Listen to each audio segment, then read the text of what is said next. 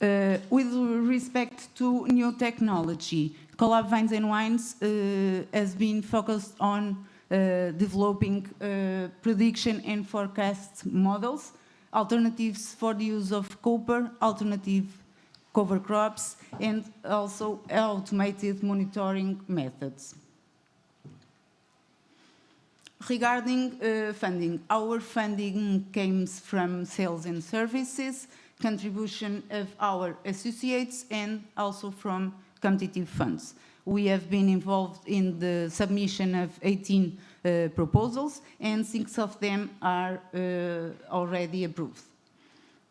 Regarding the impact of CoLAB Vines and Wines in job creation, 11 qualified jobs were directly created for the with the implementation of our collaborative laboratory.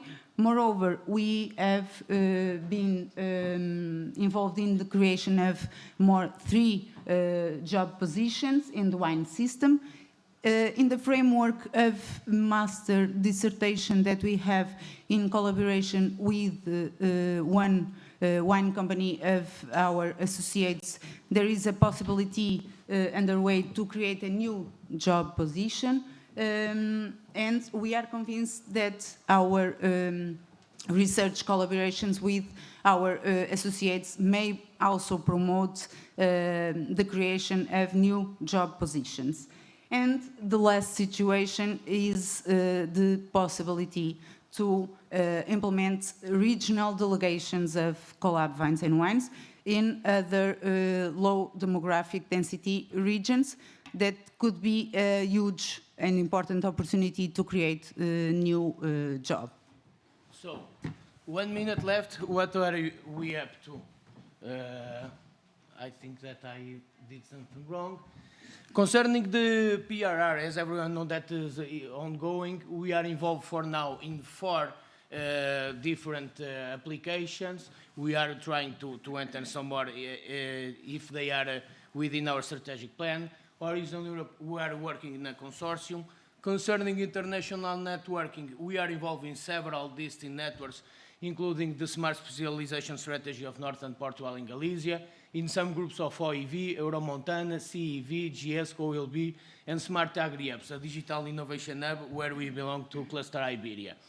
So, and rapidly, our challenges at 6 months, we still are dealing with COVID. We have to deal with the reality, and this will still one of the main focus, the revision and refinement, the plan to be adjusted. We have now, as I told, the preparation for PRR, Consortium and Horizon Europe ideas, and new service ideas, because we have to start developing services to diversify our funding. 2 years, we have to optimize our network of entities. We have the question of growing CoLABS by regional delegations, which is both a challenge as well as an opportunity, as you can see, and we'll have the development of Horizon Europe.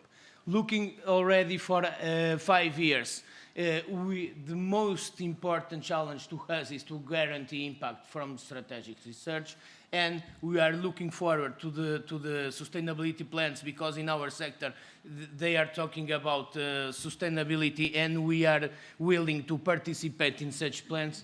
And we also want to increase, to help the sector increasing its reliability, its resilience and profitability due to structural changes that may become due to the PRR, because we are still in a revolution with COVID.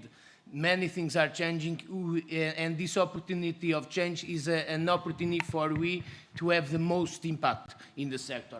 That's all. We spend 1 more minute, so I apologize. Thank you, Nelson. Thank you, Catarina. Thank you. So now I will call to the stage Katia Pinto from the Smart Farm CoLAB to use wisely their 5 minutes.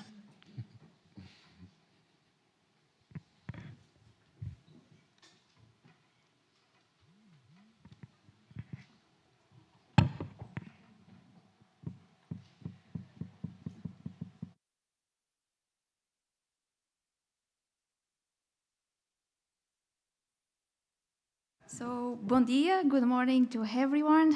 First of all, a warm word to Annie for this amazing meeting. Thank you so much. It's always a pleasure be here, and especially with all the people from all the CoLABS. So, my name is Katia Pinto. I'm representing here the Smart Farm CoLAB. So we are located in the western region of Portugal, so very close to Lisbon, in Torres Vedras. And here we focus on digitalization of the agriculture and the service that we can provide to them. So very quickly, and as a key competences that we are being developing, they are focused on our R&D agenda. And so we have an agenda focus on digitalization of agriculture in terms of research and development. And here our main focus is to develop low-cost or affordable solutions in terms of technology for the agriculture. Among them, we also these cutting-edge solutions, and we want to be the differentiated by performing the training and workshops, so helping and keep the support for the farmers. And so here is a differentiation also of the SF CoLAB. Among them, we also promote the consortium promotion for different opportunities, both at national levels and international levels, for different proposals, and so on, being promoting the technical and specialized services due to the multidisciplinary team that we have. As main technology, and very briefly, I just bring two of the examples. One of them, as I referred, is low-cost solutions or affordable.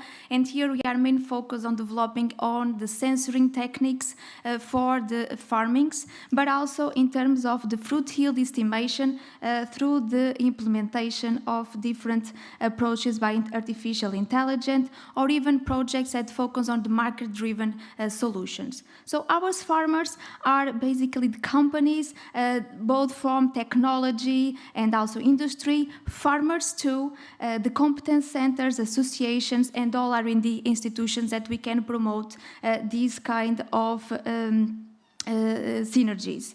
So our target markets here, we focus on three main sectors, so the viticulture, the fruticulture, and also the horticulture, and not only on the primary section, so the primary agriculture, but also on the value chain in terms of the agro smart products, and then for sure from the western region to the world. That is our main vision in this project. So since we was born, so let's say in terms of activity, we have more or less 1.5 years. And since then, and this year focusing, we have submitted 38 projects successfully. We have also some of them approved. And so far we have raised around 2 million euros. And apart from this kind of proposals and projects, our raising funding comes also from our members' fees and also service that we're being developing. So far we have, so due to this project that we have submitted and succeeded, we have now more 15 collaborators that we can being hired them. So in terms of the challenges and opportunities, I guess that this is similar to all of the CoLABS. So one of the biggest challenges is for sure, we are new structures, so we need to guarantee the sustainability of our CoLABS after this period. And so build also internal but also external trust because of this external, sustainability of the CoLABS, and also to guarantee the financial chain. And so let's say that we are here in the 2 years already. So this is the dream that we want, is that in the future we'll be sustainable, and that in 5 years we can get different, let's say, resources in terms of the funding.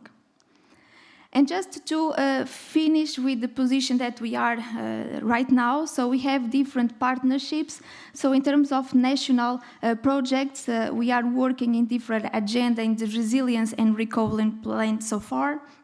Also, together with the Food for Sustainability and other members, we were working in the Digital Innovation Hub project, and we have also one approved, that is the Mobilizador. So more 20 seconds, oh my God. So in terms of national collaborations, we have different ones, not only with the councils, but also with the Association of Agricultures. So we try to cover all the farmer systems. In terms of the international, again, so we have applied for Horizon Europe, Horizon projects. So far we have submitted 4, in Prima 5, and one of them we are coordinators, and we have different ones, and also our first international project approved, that is an Interreg project. And so we are trying to get more and more collaborations, but not only for SF CoLAB, but also for our members and our partners. So 4 minutes is very difficult, and thank you so much, and that's all for my side. Thank you, Katia. Thank you. So now I will call to give the presentation to Miguel Teixeira from CoLAB for Food. Miguel, the stage is yours.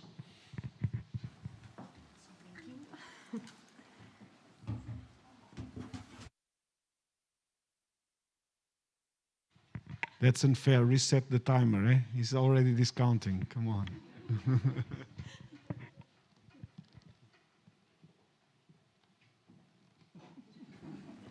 Thank you very much. Good morning, everyone. I would like to start by giving my greetings to Annie for this great meeting. Give my greetings to our mentor, Keys. Nice to see you again. Dear CoLAB colleagues as well. To everyone listening to us on the live stream as well. So I'm the Scientific and Executive Director of CoLAB for Food, the Collaborative Lab for Innovation within the agri-food industry. And I will start by talking a little bit about our status, current status. So we have a team of 17 highly qualified researchers that have been with us for quite some time with very low HR turnover. And on top of that, we had also 9 internships throughout these 18 months from both national and international universities. Looking at our associative fund, we have also been growing in terms of associates. So we had 7 new additions over the past months, again, coming from industry as well as from the academics. In terms of funding sources, as you know, most of our funding structure still comes from the public funding, so both CCDRN and FCT. We are, as I said, at the 18-month period, so right at the middle of the 3-year program, and we have an actual execution rate of 49%, so we are pretty much on target to what we want to achieve here. We have also funding from our associates through the yearly quotes, projects, an FCT-approved project, and projects that we have been doing within the industry, and as well a number of services that we have been providing to the Portuguese industry. On the right side, or your right side of the screen, you see also the HR impact forecast. So this is pretty much the same picture we presented a year ago at the other CoLAB meeting. And the reason we show it here is because we see that for 2021, we have already superseded what was expected with more of the indirect jobs that we created. But we also want to stress that by 2025, our target is really to double our team capacity. Looking at our key outputs in terms of technologies and markets, so I'll start by looking at the number of service proposals we have been doing, a number of 46 service proposals to the industry with an acceptance rate which is quite interesting, above 60%, and that resulted in 2 key outcomes. First, we were able to launch, co-launch with our clients 7 new beverage, 5 of them in the national market, 2 in international markets. And we also did 2 pilot stage tests within the industry. We have also a number of knowledge, technology transfer, and society contribution activities that we have been doing, whether they are scientific and technological reports, scientific participations in conferences, dissemination actions, an ingredients database, and as well some social actions that we are doing together with the communities to give back what we can do to those who need the most. Looking at our positioning at national and international level, here I'm just highlighting some numbers of the key entities we have been working with, whether it is that we filed a joint agreement or we have been filing a consortium or working in a consortium together with them or filing applications to international calls. So more than 50 R&D entities, more than 30 clusters and NGOs, more than 30 close collaborations with companies. This translates on the right side to 21, well currently it's 22 project submissions, both national and international. Now I would highlight 2 key topics here. One In national projects, we were leader in 2 of those submissions. In international projects and looking at particularly the food industry, we were able to bring some of the key food Portuguese industries within international consortiums, whether it was Horizon 2020 or Horizon Europe, something that was not that typical to happen within the food industry. So I think that's a very positive gain. Finally, I will end up with a SWOT analysis, and I will start by the bottom, looking at the external factors. As I mentioned, key opportunities are definitely the new funding program, whether it is the Horizon Europe or Portuguese 2030, as well as the PRR, where we are very much involved. But there's also a downside on that, and we probably will be talking a little bit about that, those challenges on the threat side. So whether it is the COVID-19 pandemic, it still impacts us in some way, directly or indirectly, still to see what will come this year. And of course, the CoLABS 3-year funding program. So we also need to know what will come after that. Looking at the internal factors, as I mentioned, strengths, I think our key driver is our team, the highly skilled human resources, and of course, our one-stop shop, so our collaborative framework. It's what has been helping us in getting new services, new project proposals and submissions. Finally, some weaknesses or areas where we have been working within our strategic agenda. First, as a young institution, we need to increase our international reach, of course. And secondly, we still need to focus, and we are working on that, to work on less working areas, as well as less product categories. So getting more focus and working on where the industry is really looking for. With that, I'd like to thank you all.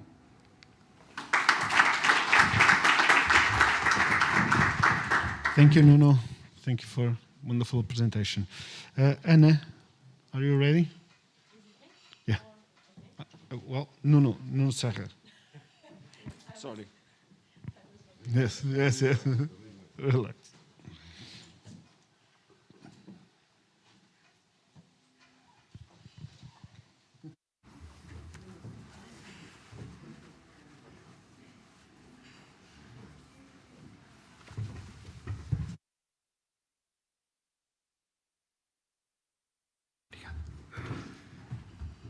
Well, good morning, everyone. I would like to start by thanking Annie, our mentors, Case here, and Mark, maybe on the other side of the internet, and our fellow colleagues from other CoLABS.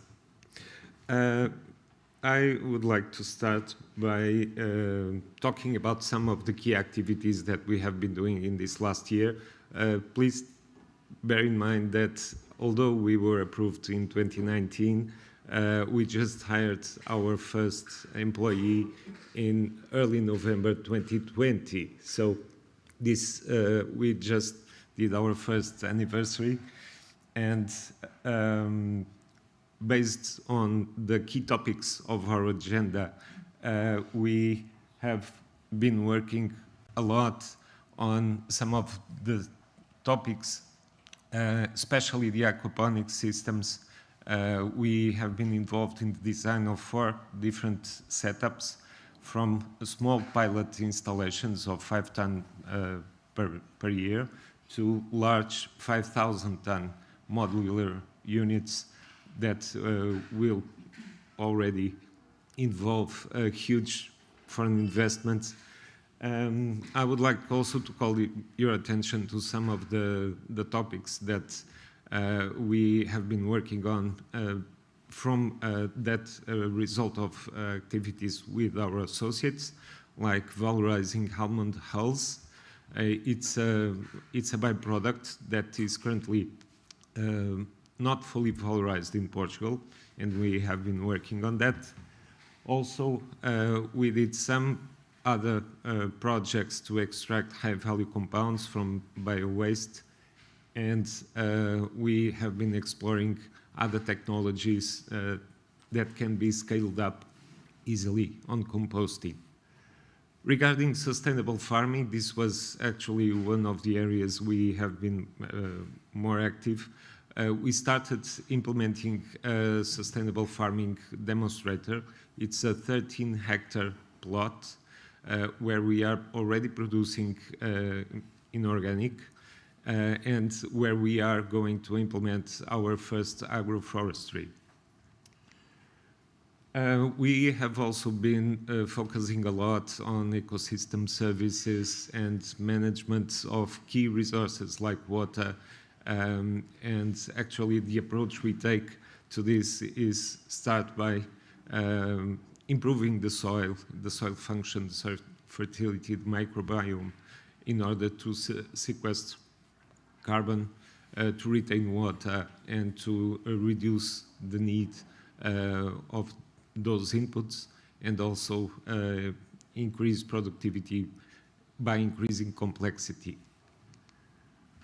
We are also working on the other side of the spectrum, so healthy food and the impact of healthy food in health, human health and well-being. We are already providing support to some bio-canteens, and we are actually supplying products for bio-canteens. Since last year, we started also our Food for Sustainability Academy. In this scope, we did 19 webinars with more than 1,000 participants from 30 countries. And we are in the middle of implementing our first EIT food project. It's called the Grow Workshops. We just did our first workshop last Saturday. Regarding the status of our installation, as I said, we just got our first funding in late December last year. We have been active in writing applications, submitting applications. We did 31 this year, 18 last year. And we have been, of course, having the support of our associates. Regarding the headcount, we currently have 20 people. 9 of those are PhDs. And we also have some indirect jobs already created in relation to our activities. You are all invited to visit us in Idanha.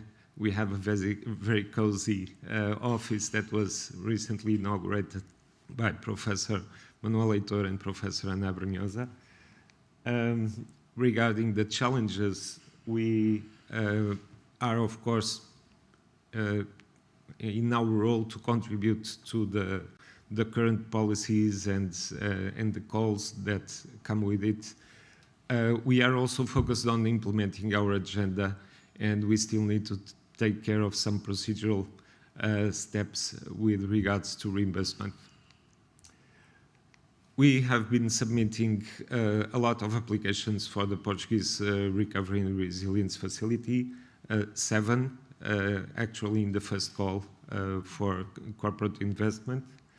We are focusing on a lot of, or as in Europe, clusters and missions.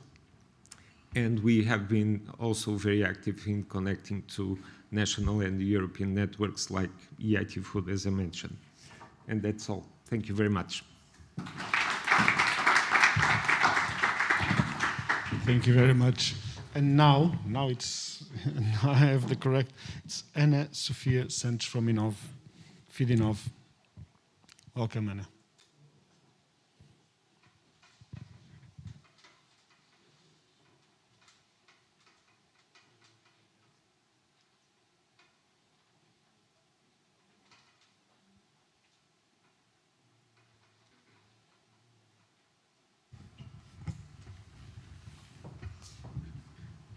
Okay, you can start it.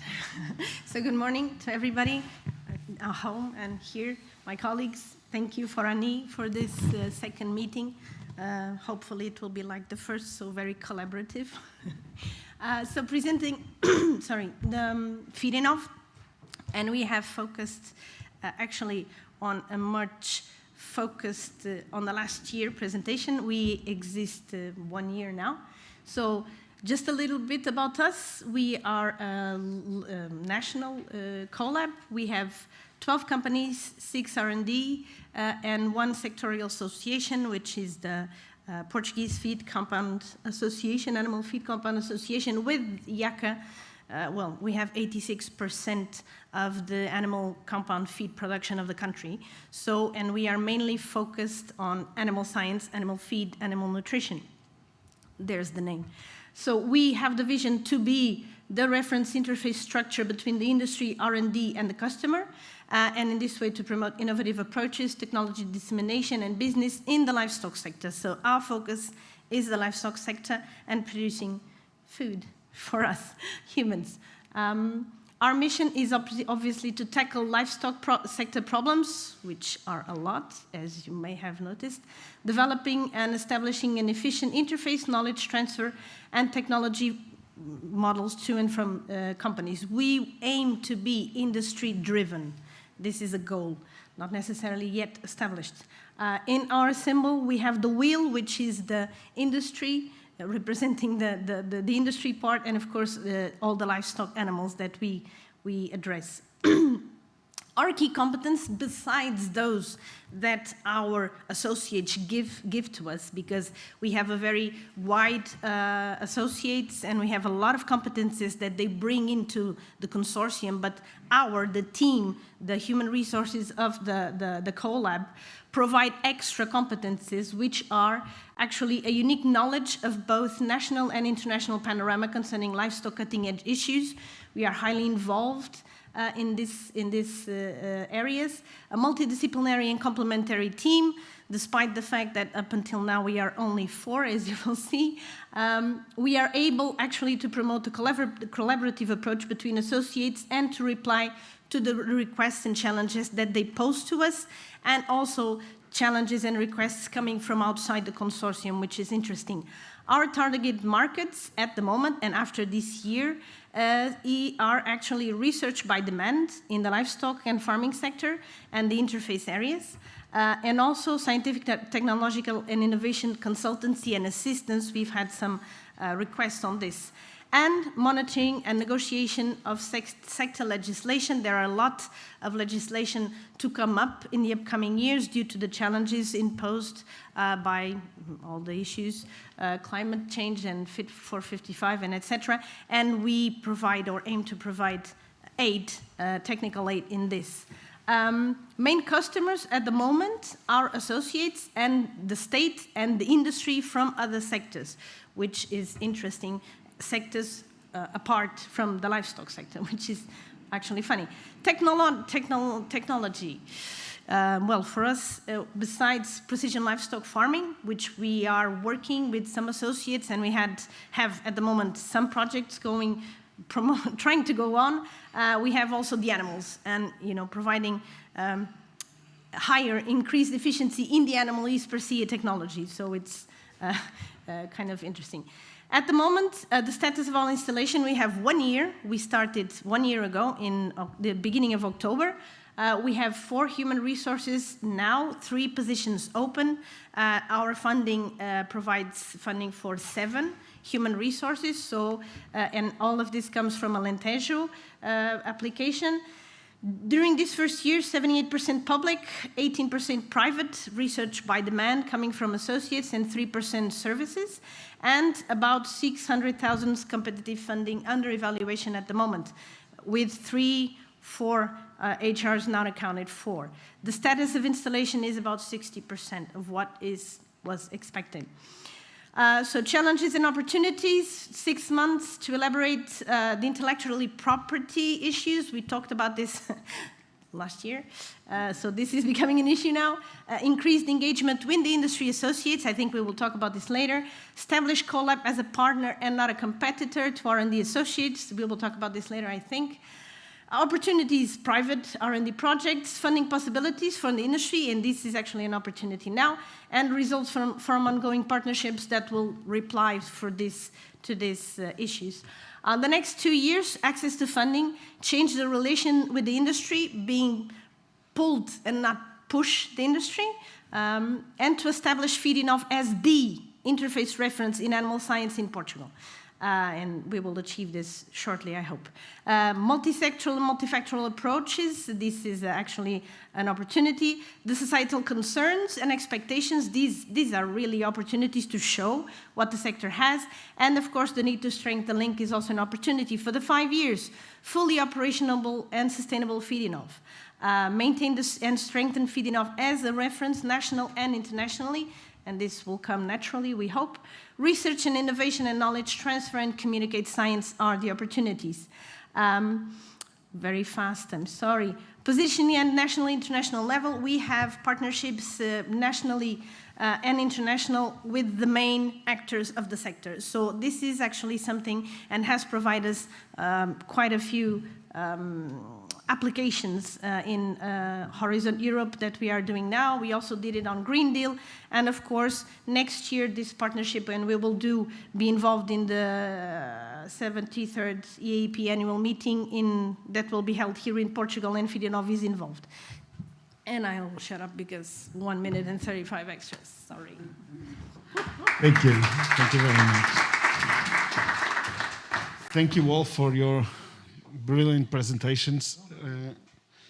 I'll turn now to Keith and pull back on his tour of the CoLABS and his experience, his wide experience on the European scene in technology and food, and ask you very kindly, how do you see the role of these CoLABS in the European sector, and how they can move to, do you want mine? Maybe. How they can move to make an impact throughout Europe? What should be their internationalization? It's not working. So give me yours. Oh, clean. No, that's clean now. Well, thank you all. Thanks for the invitation. Thanks for being a mentor in the first place. I'm still shaking a bit of the words of Manuel. We discussed this, Joe, with Miguel when we were visiting his lab. I'll take this off. This is terrible. And he said again, you should compete. And not all of you mentioned everything that's coming, like, yes, Fit for 55, and you know. But if you think that over, we are facing a challenge that we never had before, including a growing population. It should all be cleaner. It should be preserving the ecosystems, biodiversity, etc., etc., etc. And then he says you should compete. And it doesn't make sense to me, because you can look at your body language, including Pedro's, and you are not competitors at all. And I can think of propositions that would make Portugal limited much stronger, because you want to fight the copper from wines and vites. Pedro can make some biocide that could possibly do that. Katja could apply it on an individual vine and not on the entire field. Miguel could have a good look at what does this mean for sales and the proposition in the market, and what does it mean for the pomace, which could be a better feed product. And you would test it in an area where it was never done before. How do you mean compete? If you all work together, you can make a much better proposition internationally. So, yes, they are working very hard. Yes, they're good on their way. But basically, don't compete. It's a waste of time and it's a waste of money. If I get the chance to speak to Manuel, I'll tell him in person. Yeah.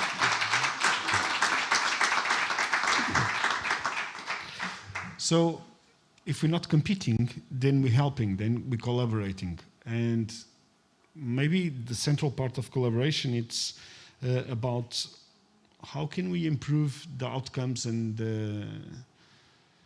the power of the companies who are associated with us. So I'll ask each one of you to give us an example of, throughout the last year, how did you make companies overcome their difficulties, and how did you bring value to the companies associated with your CoLABS? So I'll start with maybe Catarina and Nelson. Well, I'll answer this one. The microphone is on. As an example to what you told me, you talk about helping our associates to pass through some difficulty. The greatest difficulties that our sector faces nowadays is lack of human resources and climate change. We did an inquiry to know their necessities, and those are the most important. Another one is mechanization, digitalization, automation, because we know that this will answer to both problems. And one of the things that we have done, besides this inquiry, was the demonstration of actual machines and actual tractors and drones and everything that could be useful, so they can evaluate themselves if we were going in the right direction.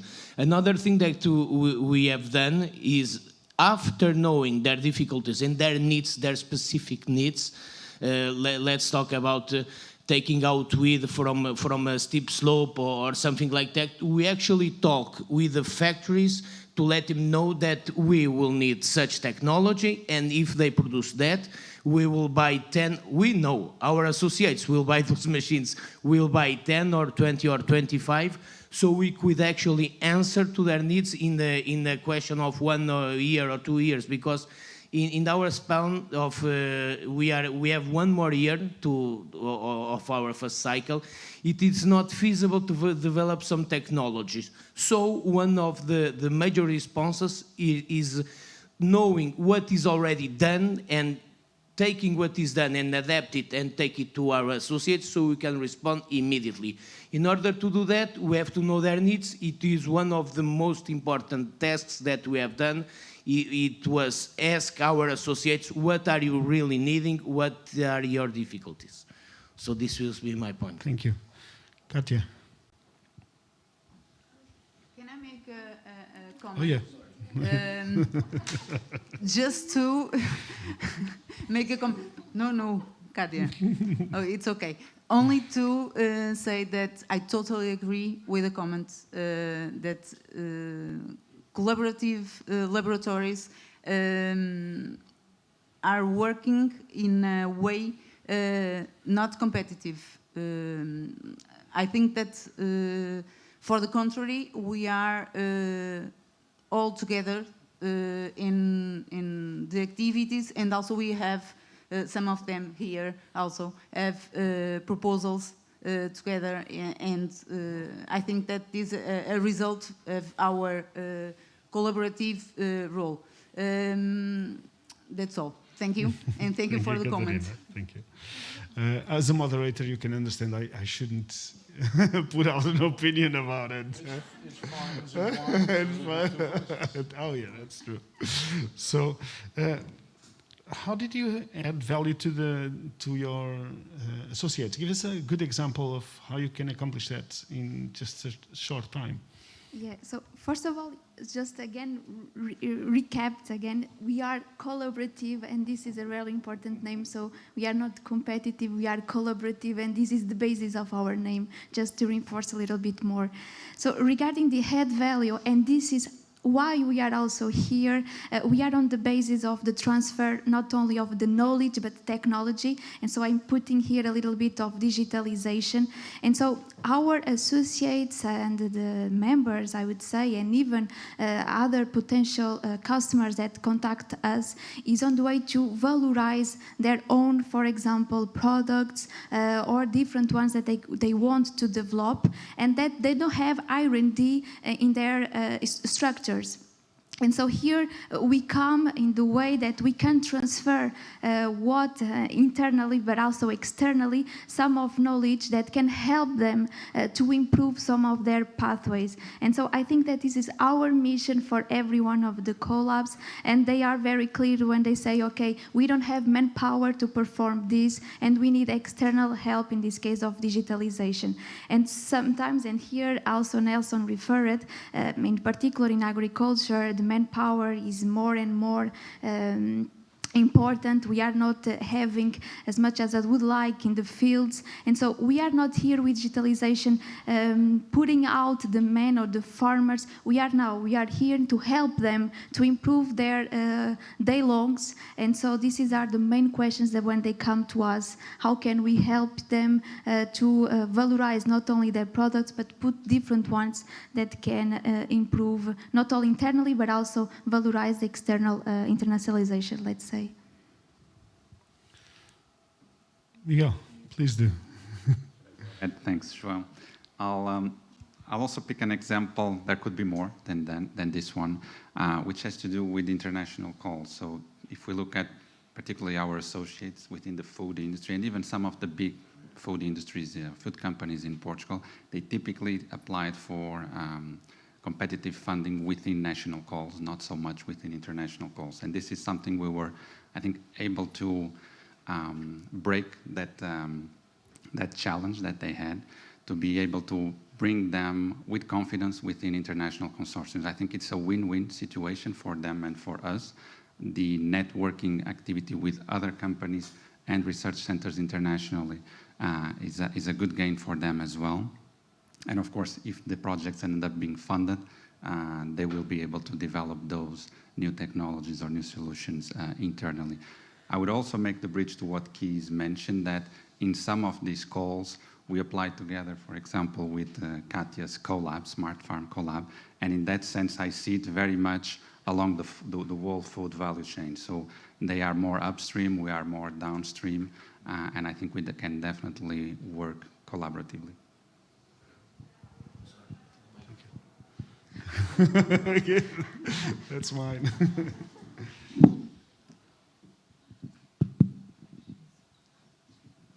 Okay, so collaboration, of course, is part of our DNA, and we have been doing a lot together. So Katja just mentioned an example of one activity. Regarding our associates, when we started hiring people, we had the need to focus. And the way we did that was by consulting our associates and seeing which activities were most impactful for them based on our current capacity and capabilities. So the work that we are doing with Sementes Vivas, with Hortas de Idanha, and we started by the organizations that were closest to us, gets to a point of sharing revenues with Hortas de Idanha. So we are producing, it's our test field, but we are selling our produce and we are feeding the biocanteens and we are sharing risk and revenues. So this is the kind of collaboration that we are having with our associates. In some cases, we are just collaborating in European applications and some were already funded. In other cases, we are really rolling up our sleeves and doing the work with them. Thank you. Thank you, Nuno. Anna. Yeah, so I don't want to be repetitive, but we collaborate a lot. At least this group and a bunch of more over there, we regularly collaborate on several bases. So yeah, we also agree on that. Some examples.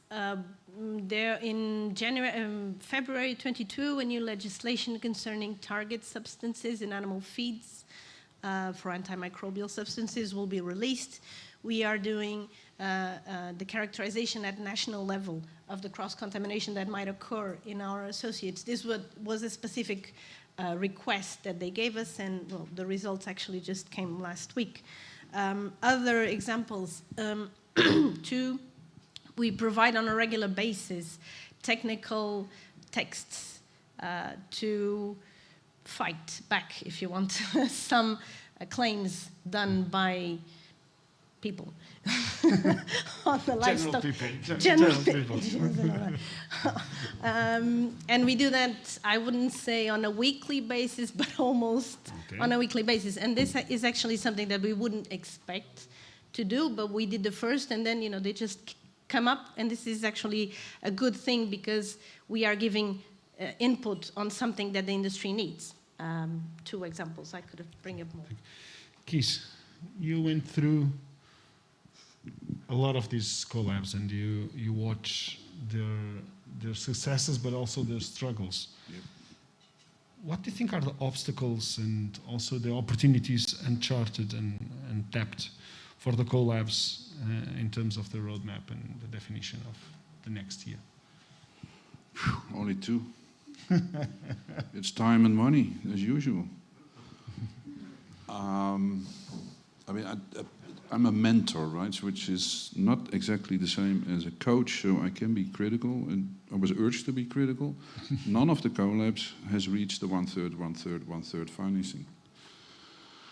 And the issue is, you know, you can make policies until you are dead. You can do research until you are dead. Nothing will change if the companies don't change, because they are the one who actually should do it.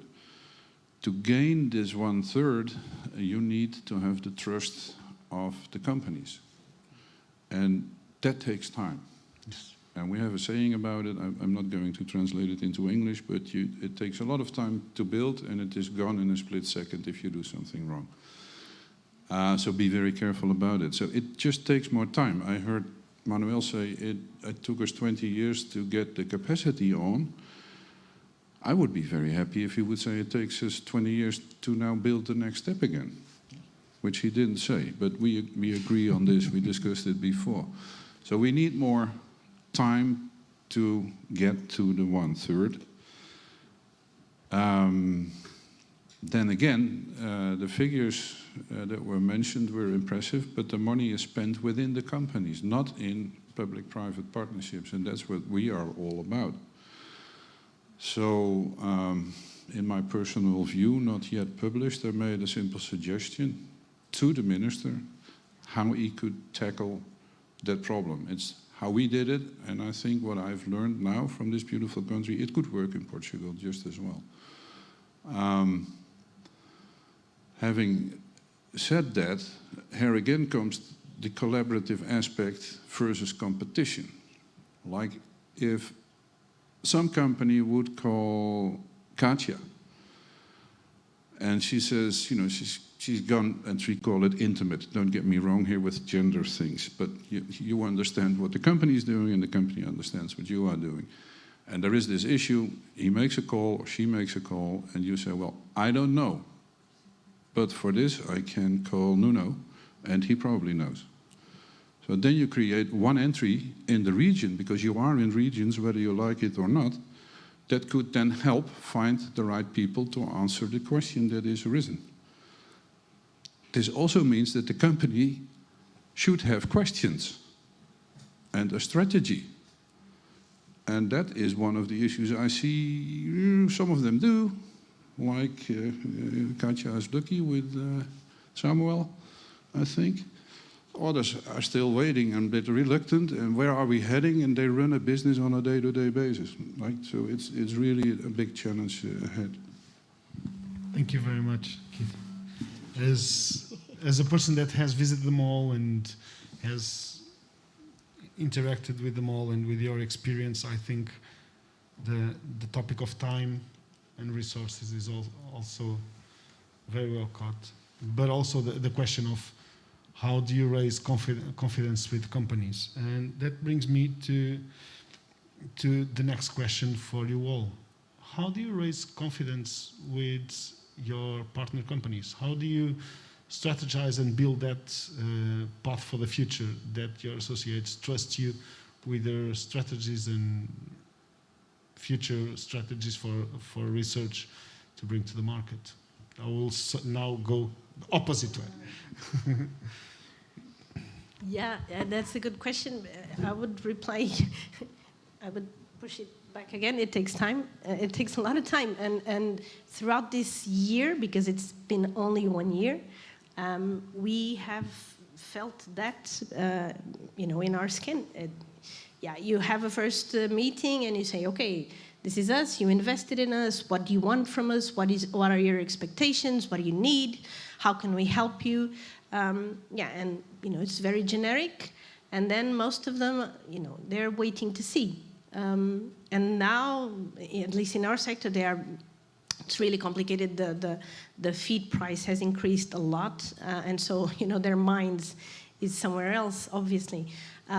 So actually, a small example: this providing of aid in writing simple texts with technical issues and providing science has actually opened door for starting to build that trust. They say, okay, yeah, maybe they could actually be of an interest or aid.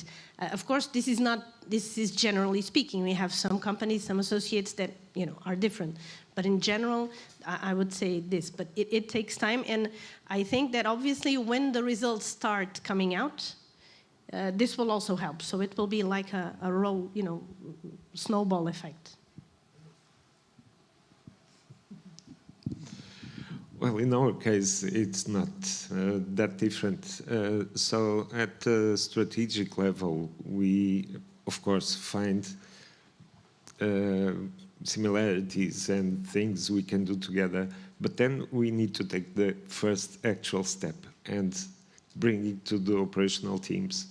And that's the core, the basis of that trust, is knowing that person, is knowing what they need to deliver and helping them with that. So going from a strategic level to an operational level is key, and finding the first step, the first project, the first thing. It doesn't have to be a big project, just a small one that allow us to get to know each other and to trust each other. Thank you, Nuno.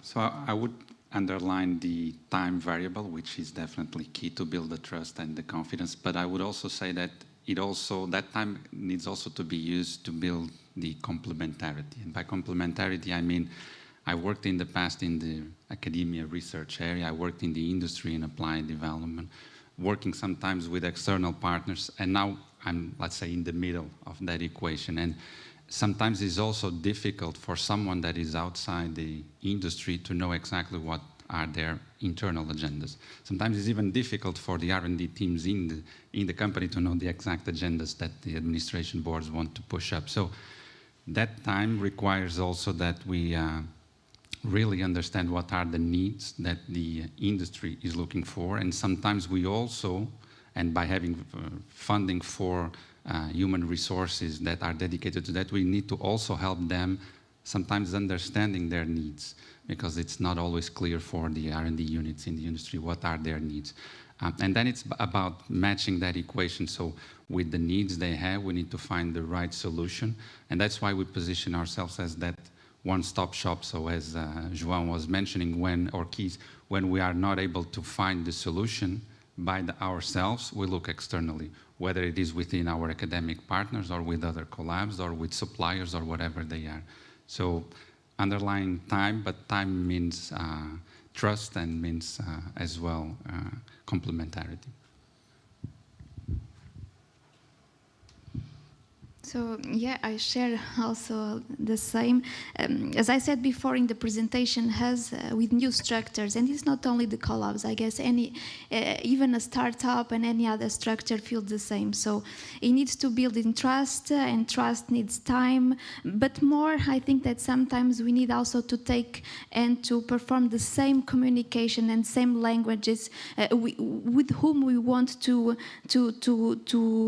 communicate and to perform also this kind of innovation and to work together.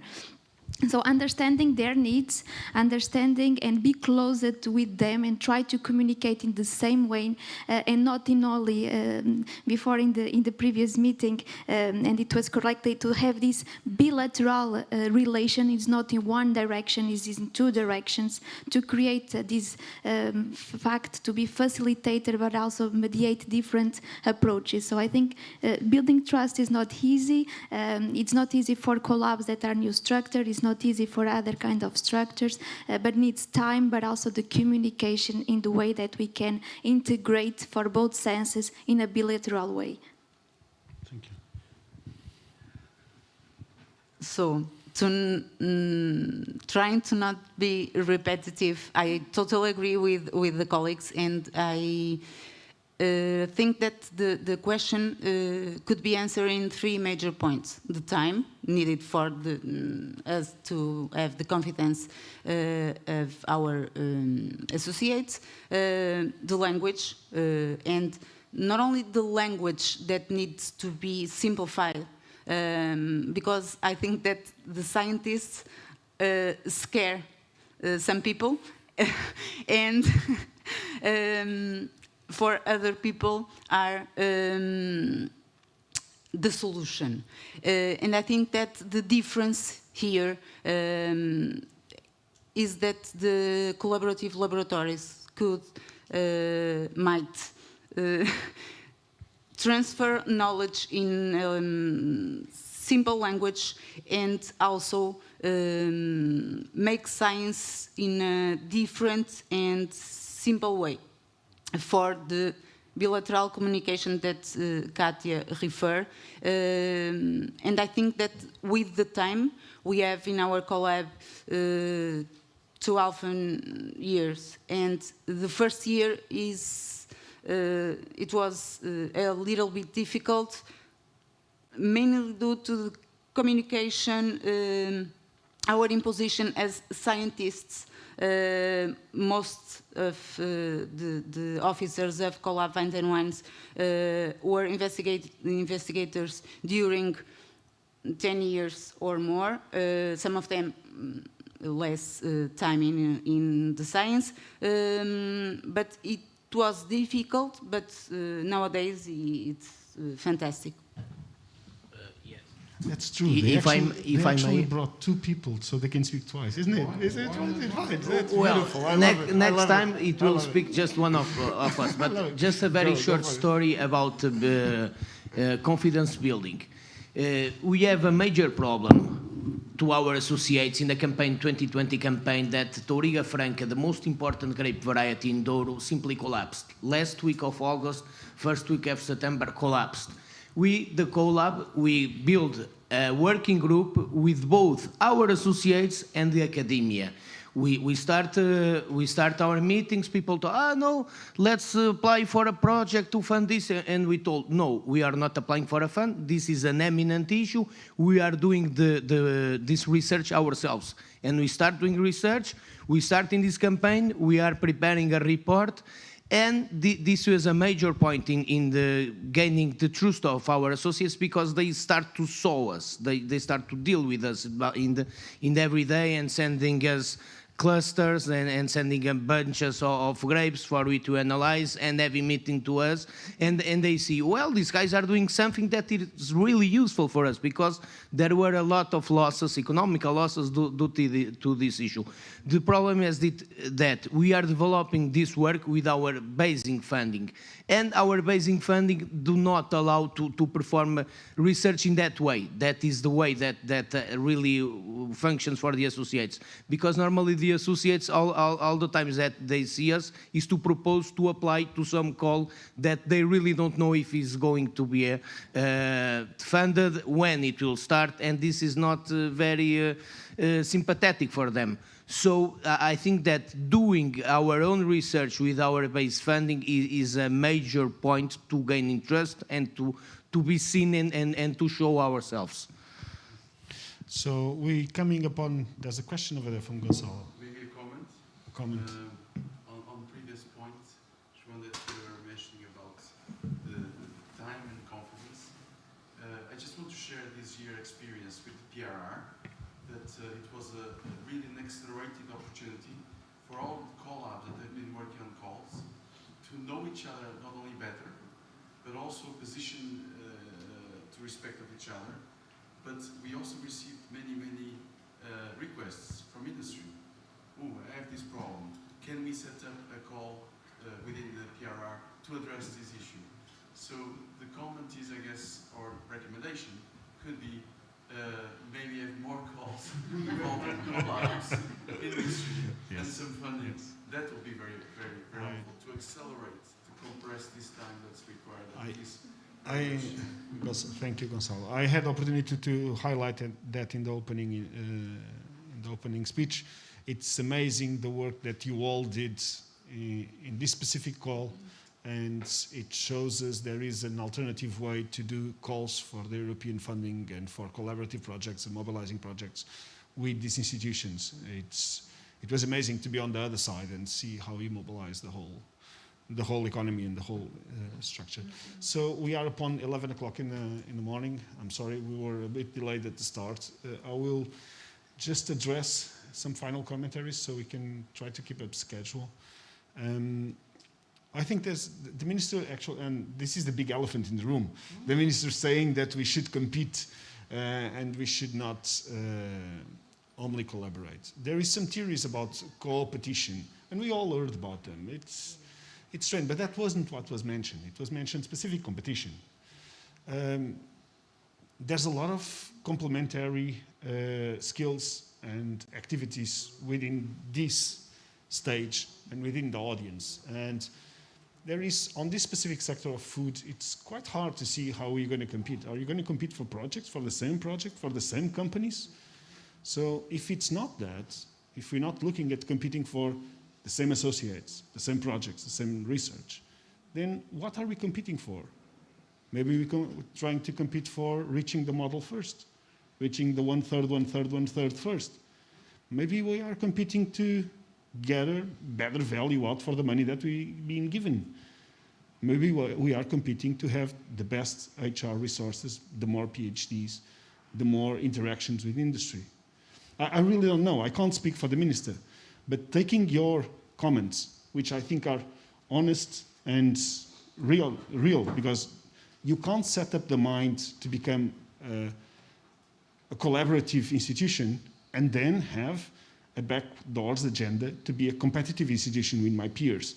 That can't be done. So I surely will ask to the minister to clarify a little bit what was saying, but thinking on your comments and what Keith says and the feeling around the room, I can only see that we are competing like marathon runners are competing. They're not pulling each other out of the track. They're just trying to reach that 42 kilometers goal first. And that doesn't mean pushing our competitors out. It just means that I'll try my best every day, every week, every month, every year. And with that small thought, I leave you all. And thank you for being here. I hope it was valuable to you all. Thank you.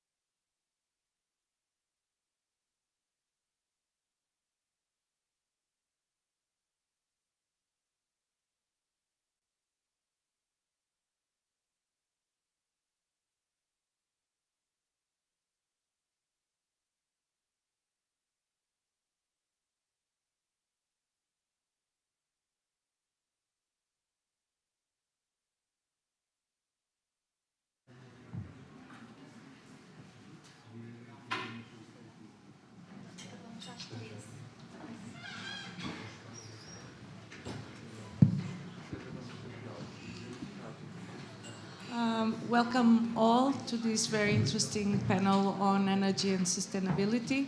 As you can see, I'm not Professor Paulo Ferrão. I'm Maria João Rodrigues. I'm Director of Lisboa Nova, the Lisbon Energy Environmental Agency, and I'm here substituting for Professor Paulo Ferrão, who was not able to attend. We have a panel with the presentation from 5 CoLABS and an invited company, GALP, and also our mentor, Professor Egbert Ansol. Professor Ansol, he's the program director at the Dutch National Smart Industry Program at TNO. And we have from the side of our invited company, we have Marc Ferraz from GALP. He is the head of production operations innovation center at GALP, developing projects both for upstream and midstream areas. Also from our CoLABS, we have Francisco Giri from BioRef. He is the president of the board of directors of BioRef. From the Vasco da Gama CoLab, we have Adélio Mendes, who is leading also the CoLab. And from the Smart Energy Lab, we have Filipe Santos, and he is also leading this CoLab. From the High Lab, we have Pedro Furtado. Pedro has been in the energy field for a long time, and he's now representing here the CoLab, the High Lab. And finally, we have, no, that's it, sorry. I've been not be able to do all my homework as short notice occurred. So we will start by the presentation of each CoLab. I would start with Francisco Giri from BioRef, please. Sorry.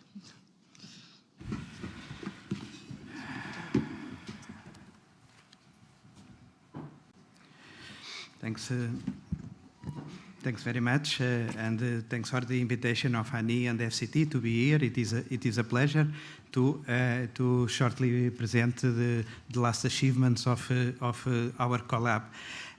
Our CoLab just started its activities on May of 2020, so we have one and a half year of activities. And we are working on refining, on developing technologies for biomass refineries. Therefore, our main focus is biomass conversion technologies to get useful products, energy purposes, and in general for the bio-based economy. We have 3 strategic domains in our CoLab: bioenergy, renewable gases, and bio-based products.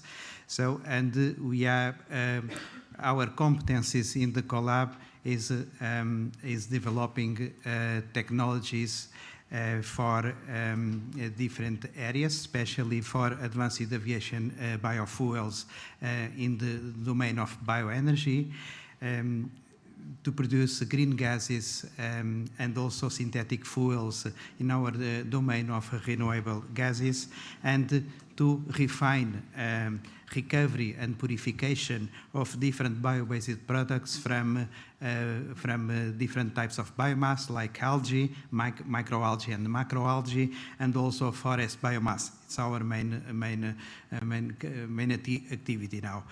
Besides the research and innovation agenda, we also have research and innovation services for private companies, external private companies, which is not mostly not based on an analytical services, but based on broad consultancy service for, in general, for biomass and upscaling of biorefinery systems. So we work mainly on medium and high TRLs, even on R&I services, of course doing also market studies, but doing systemic evaluation of different types of biorefineries, and this is the core of our research and innovation service. The target markets, it's all type of biomass-based companies, but focus on the products like fuels and biofuels and renewable fuels for transport,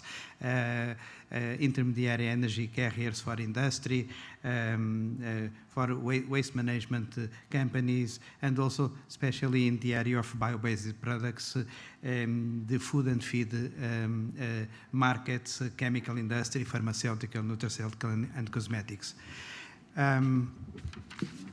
About the current status of our installation, we are already fully installed in our 4 different poles. We are decentralized CoLAB with the poles on North, Alentejo, Center, and Lisbon, and we have all our human resources already hired of 22, which is above the 21 in our application, and we have all these human resources working on and direct collaborative projects with our associates. You can see here in different areas of bioenergy, renewable gas, and sustainable economy, the direct collaborations that we have with 7 of our associates, which amounts 10 ongoing collaborative projects. We also have been able to contract third parties. So we have this year we got it 4 external services with in the areas of bioenergy and renewable gases to carry out studies that is that.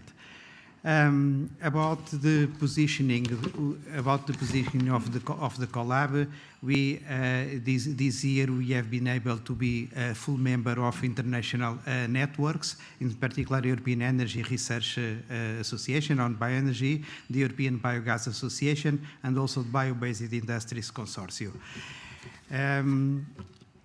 About other position is the key aspect of European and national projects.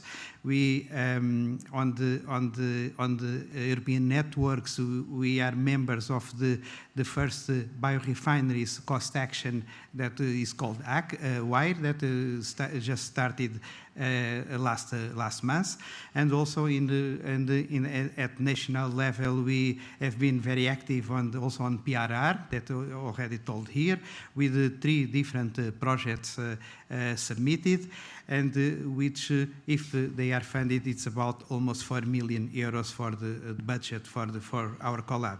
On Horizon Europe, we are currently involved as coordinator of a European consortium in a energy proposal that will be submitted very soon.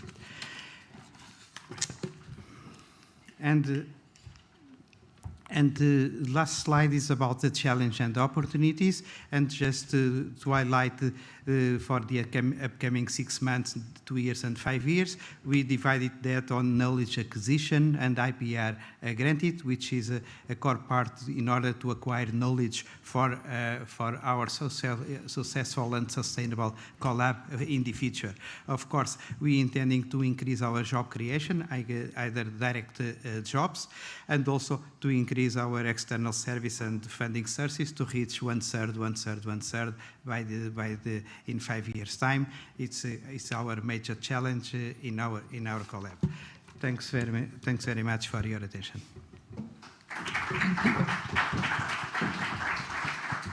I will now give the floor to José Carlos Lopes from Net for CO2.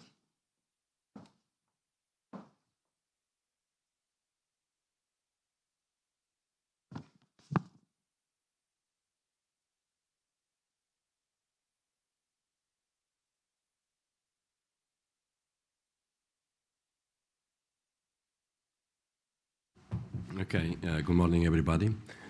So I'm here representing the Net for CO2, which is a network of knowledge and technologies for a sustainable CO2 economy.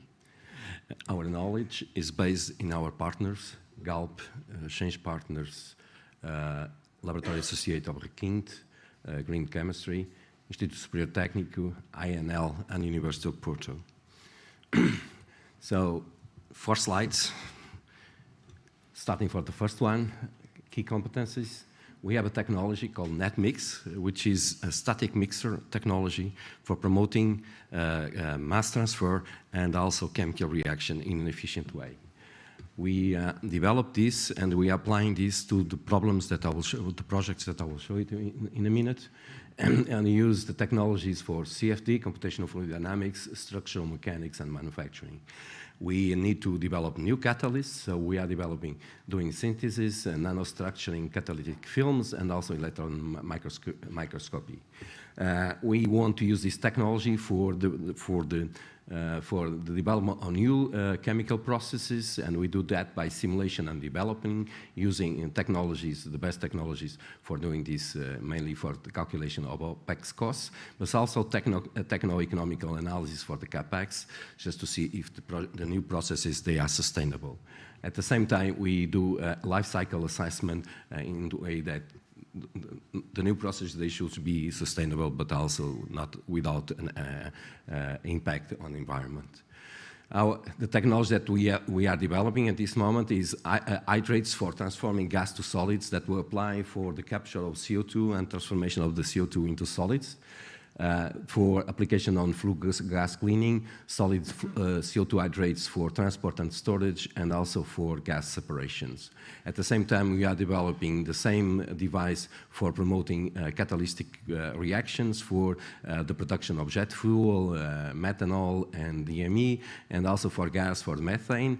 And our final goal is to make viable the source of hydrogen through the blue hydrogen by using hydrocarbons, capturing the CO2 and producing hydrogen with our technologies.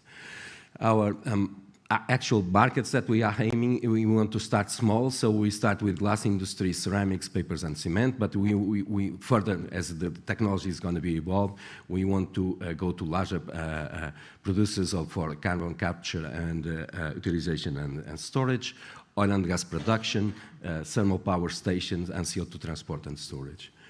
Our actual main customers from the glass industry, we have a joint partnership with BA Glass, where we developed a strategy for CO2 for this major Portuguese company.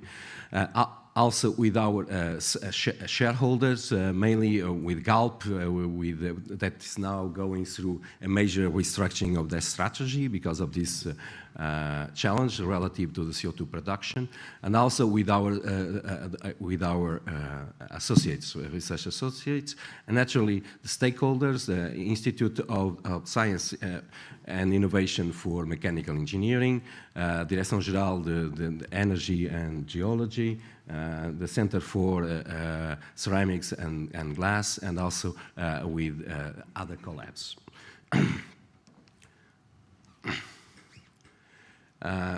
In terms of installation, we are installed at the campus of Asprela, at UPTEC, at the University of Porto. We have an open office for 18 positions, and we have also developed already the laboratory in terms of doing experimental stations for studying our process in reality. In terms of funding resources, we have, last year we had 1.4 million euros for a budget, from which more than 60% is coming from competitive research, okay? From projects in Portugal and also in Brazil, and also with industry.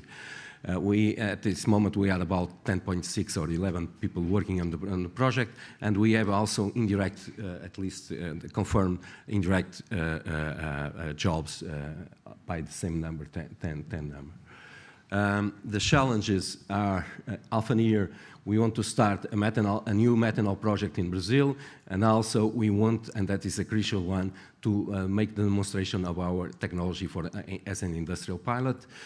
In 2 years, spin-offs from the technology for CO2 capture, and also we have a group, Prosim Group, as a service unit for implementing services of consultancy relative to CO2 capture and also storage. In 5 years, the problem is the CoLABS sustainability. Naturally, if this thing works, there should be no problem, but also the spin-off of the catalytic part of the process. That's what we want. Opportunities, we have the European glass industry, Galp new strategy, and also the cement industry. Those are things that we are concentrating at this point. In 2 years, we'll have the synthetic fuels, blue hydrogen, and 5 years, expand our technology to other chemical processes.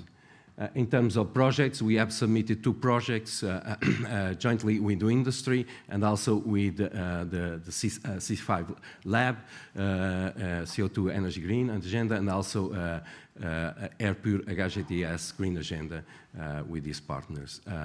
We are working a new idea in terms of proposing a European project for this year. Thank you very much. Thank you.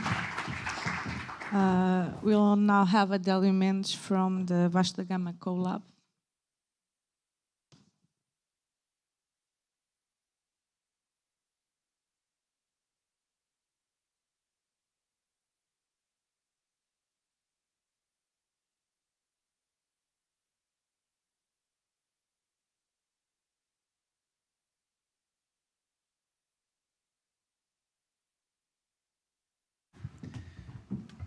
Bom dia, boa tarde a todos.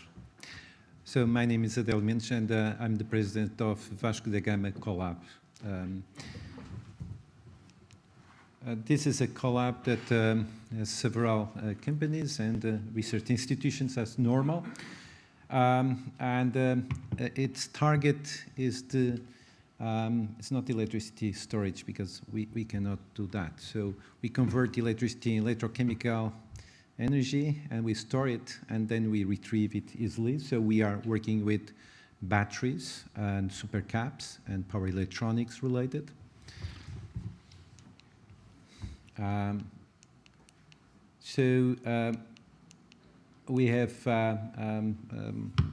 are still setting up laboratories. It's not easy. We can contract people, but we have to form teams, and this is what we are doing. It's also not easy to have the people with the background on electrochemistry, power electronics, that is suitable for developing this technology. So we have also a very ambitious training program inside, exactly to form teams instead of just contracting people. So, but from the final number, we still have to contract 6 more human resources. We have a lab in Portic, which belongs to the Polytechnic School of Porto, of about 200 something square meters, 220 around that. So 6 months' time, we want to grow and establish research teams, and already with the required background for starting producing results in 2 years' time. We want also to lead projects. So we have a very ambitious vision to develop high-density liquid batteries. We are now developing a technology of 230 watt-hour per liter, 230. So it compares nicely with lithium, 350. We have also a technology on sodium-based batteries, which is a very ambitious program with a company. And so in 5 years' time, our ambitions is becoming a landmark in Portugal and Europe for energy storage using electrochemical devices. Right now, we got approved 2 FCT projects, and we have submitted some programs for some projects for the PRR in the value of about 6 million euros, mostly related with batteries. And we submitted also European projects. It's not easy. We are starting. We hope soon to, arriving to the cruise speed. And that's it. Thank you. Thank you very much. We will now continue with Felipe Santos from Smart Energy Lab.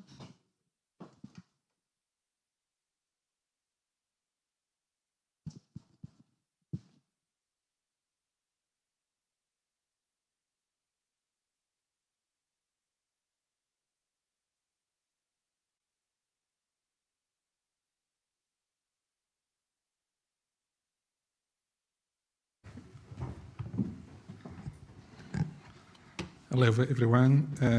First of all, I'd like to salute everyone here. I hope everyone is well. Also, I'd like also to congratulate the organization of this meeting. First note of introduction, just a context note, just to say that this CoLAB has been financed 1 year ago, November of last year. So what I'm going to present is the results of the first year of our activity. How does this work? Onde? Qual é o comando? É o da direita? Okay, just jumping the first slide just to into some time. And I'd like to just to start on the installation status. We have now a governance model, an organization in the team on place. The board is meeting monthly with high participation of everyone. We have a functioning organization, and we believe that we are succeeding in attracting the right people. We have almost the team completed, with the high qualified people in three skills, 3 types of skills. So we have people from engineering, we have people from design, and we have people from business analysis. So focus on value creation and client. And the people that we have been acquiring, not acquiring, but attracting, is usually has some career path, so have track record internationally. They are coming from almost everywhere. So in that area, we are okay. And we are following our planned financial strategy, which is very diversified. At this moment, we have, during the first year, 85% of our funding are coming from donations and from the CoLAB financing. And the others are coming from structural funds and so from some sales. We have sales in the first year. But we expect that in 2 years' time, we are going to reduce this to 50%. And that's the way we are going to in our sustainability. Also, note that we have also in place some critical resources, like we have an office at this moment. We have our first lab to build the first prototypes.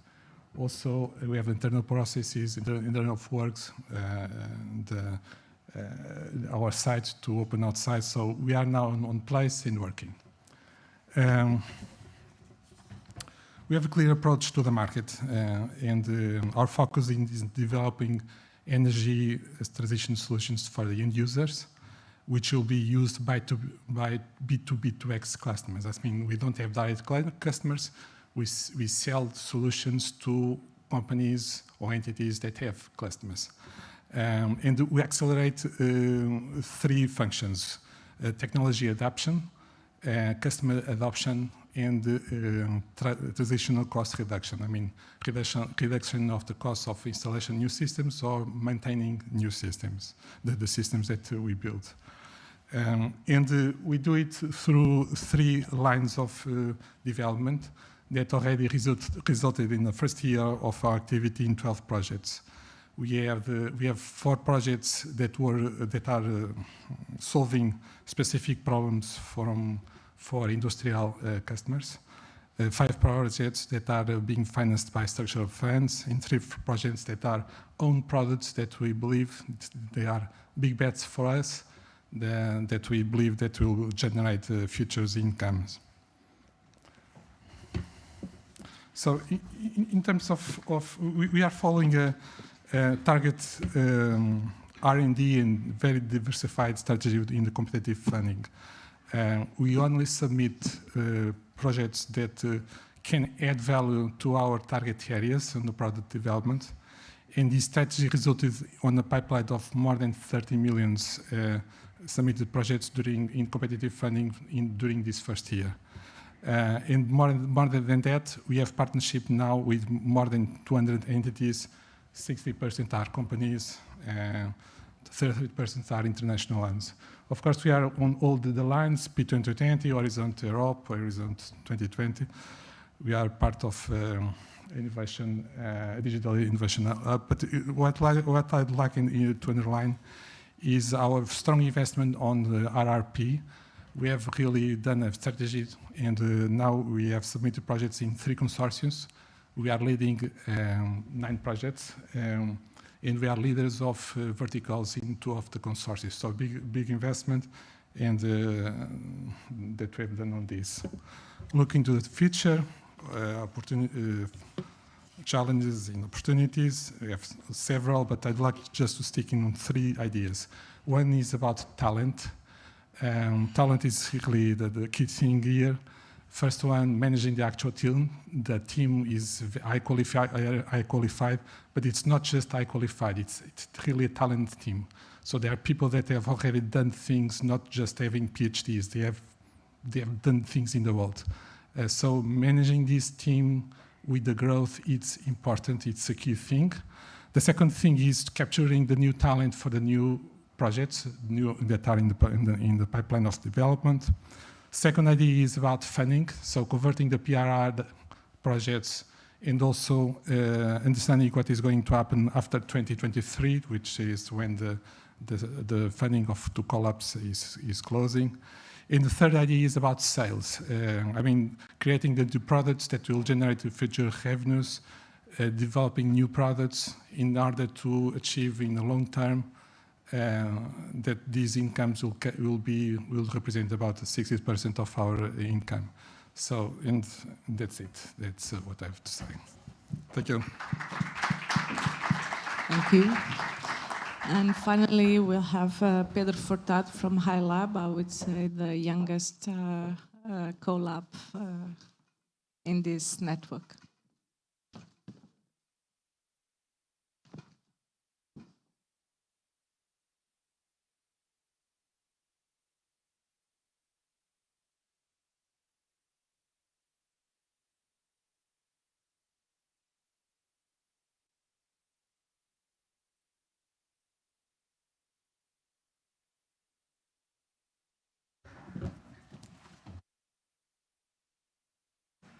So, good morning. We're the new kid on the block, probably a toddler still.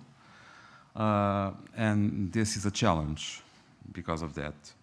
HiLab has the aim to become a real contributor to green hydrogen economy, bringing activities closer to the industrial ecosystem where we are. We will be in Sines, mainly. Sines is a very important area for the Portuguese economy, and I think even for Europe to start the economy for hydrogen. And I would like to notice that HiLab is based on their partners. As you can see here, our shareholders are mainly companies that cover the value chain. You have EDP, that is a well-known company for electricity and renewables. You have REN, from where I am, and we are probably a single operator in the continental Europe for simultaneous use of gas and electricity networks. Galp, as a refinery, is very important with all the requirements this needs. And the very well-known chemistry company, formerly CUF, now Bondalti, that is fundamental for integrating this. Together, we have also the academia, the main representatives that are stated here. They are all partners, together with the labs. And we challenge ourselves to drive this new research effort getting solutions for the actual operations of these companies. So electrolyzers deficiency or making compatible renewables and electrolyzers. We are focusing not on the technology of the electrolyzer itself, but on the actual use of the combined systems. And this is something that we think we can challenge and excel in terms of capacity. You can see here what we are betting is to act and focus on the value chain areas where we think both the users and the integrated value of doing variable resources connected to production areas that require stability. This is a major gap that requires bridging, and that's where we think we can help. So from modeling to the exact industrial processes to match this with the available energy that is possible to use is fundamental. So we are focusing on high-level global, holistic, and macro modeling issues, and also on the technical macro detail issues regarding the specific equipments. This is based on the sourcing of questions that we received from our own associates, and this will build a strong area to research and to see this as a tradable solution that may be used by others and then expand this to other areas in Europe. We are newborn, so we are giving the first steps. The funding will be in 3 years. Already we have delivered proposals for the PRR, and we have now around about 2.1 million proposals already outstanding. And we are counting with funding from FCT and also our own activities. As strong companies that are going to deliver this, we also bet a lot on what HiLab can do for us. You have here just a quick look on the overview of what we are planning to contract, but I would go directly to this slide where you see that we will be focused on Sinj. Sinj is having a lot of available renewable energy side by side with the site. It's going to have industrial companies that can use hydrogen in a very efficient way and need cheap hydrogen to work with. So this cluster in Sinj is actually the point where we want to build from and help the research to deliver this properly. We have committed also a project to do a hub of hydrogen in Sinj, and HiLab is participating in this. We've submitted this to PRR, and we believe that by matching the variable production and to accommodate the production of hydrogen that is variable according to the source is key to make hydrogen a solution. So we'll have a lab in Sines, but we also have the help of Porto and Lisbon as satellite areas that can collect the research that we need and the connections so we can have a critical mass of thinking about the problems we have. This is just an example of what I've just said. Some of the projects that we have submitted, and we believe that our work should be project-driven. So these are the first projects that will work as a catalyst to develop the research areas where we want to excel. So thank you very much. I hope in the next year we'll be able to present more strong ideas and concrete things for you. Thank you. Thank you very much. And we'll now invite Marco Ferraz from Galp to do us a short presentation on Galp and its positioning in the CoLABS.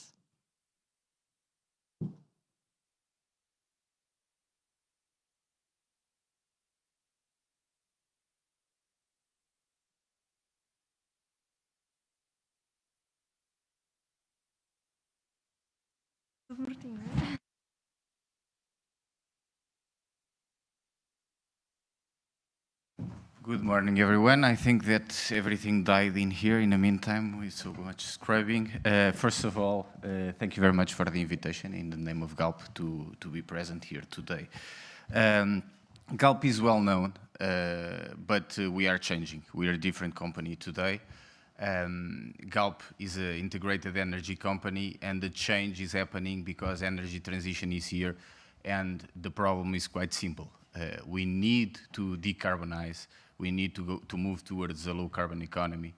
And the ones that don't adapt, they just simply die. Galp is a quite resilient company with more than 160 years of history. And through the time, we have adapted being a gas-selling company, being an oil and gas company with a lot of production, but above all, in the next or in the final years, we have been a very well-dedicated and integrated energy company. And this is just an example. We are present today in the upstream business with our production, in the midstream and refining, and as well as in the downstream that everyone knows very well on our gas stations on the street, but also in new energy, especially on renewables now. That was the first approach to start the decarbonization of our portfolio. It's an opportunity. We see it as an opportunity. And having this expertise that was pointed out here today allows us to tackle this challenge that it's decarbonization and using low-carbon fuels in the near future. With this, our innovation team needs to be in the tip of the sword, like we like to say. We are the ones within Galp that are allowed to fail, that are allowed to test, that are allowed to partner, that are allowed to find new solutions to actually change things, because energy transition in the past we've seen it's something that takes a lot of time, and we probably don't have that time now. We need to adapt very fast. And that's why we work in mainly three key areas. First of all, of course, the decarbonization. And when we say decarbonization, is our industrial processes. Because this is the difficult part. Industrial processes contain at least 31% of the CO2 emissions in the globe. So that's our #1 priority, by optimizing our production, by optimizing our operations as well. But at the same time, through having new energies, and we see that a lot of this comes through digitalization, which is something that we also tackle and want to address in the near future. It's not an easy task. It's something that we need to work aligned with different stakeholders, mainly through partnerships. And this partnership is not only within ourselves, it's not only talking to ourselves, it's not only talking internally, because that's a trap. It's a trap because being a big company, we might think that we have all the expertise together to work alone, and we're not. This is a challenging demand that we have, that humanity has overall, and we need to partner. And these are some good examples, and the CoLABS are a very good example, and I personally, it's a way that I really like to work, because this is the way for us to partner with the right people. And when I say the right people, I don't think that we have the wrong CoLABS here and there. No, actually different companies have different needs, and we have seen that today very well. But mainly today we are present in 3 CoLABS where we take most of the value. We think of those CoLABS as part of our team, not something that we address. It's part of our team. We work in an integrated way. In the case of iLab, we were just in the very beginning, and our main concern was to help and bring value also to create this iLab from scratch.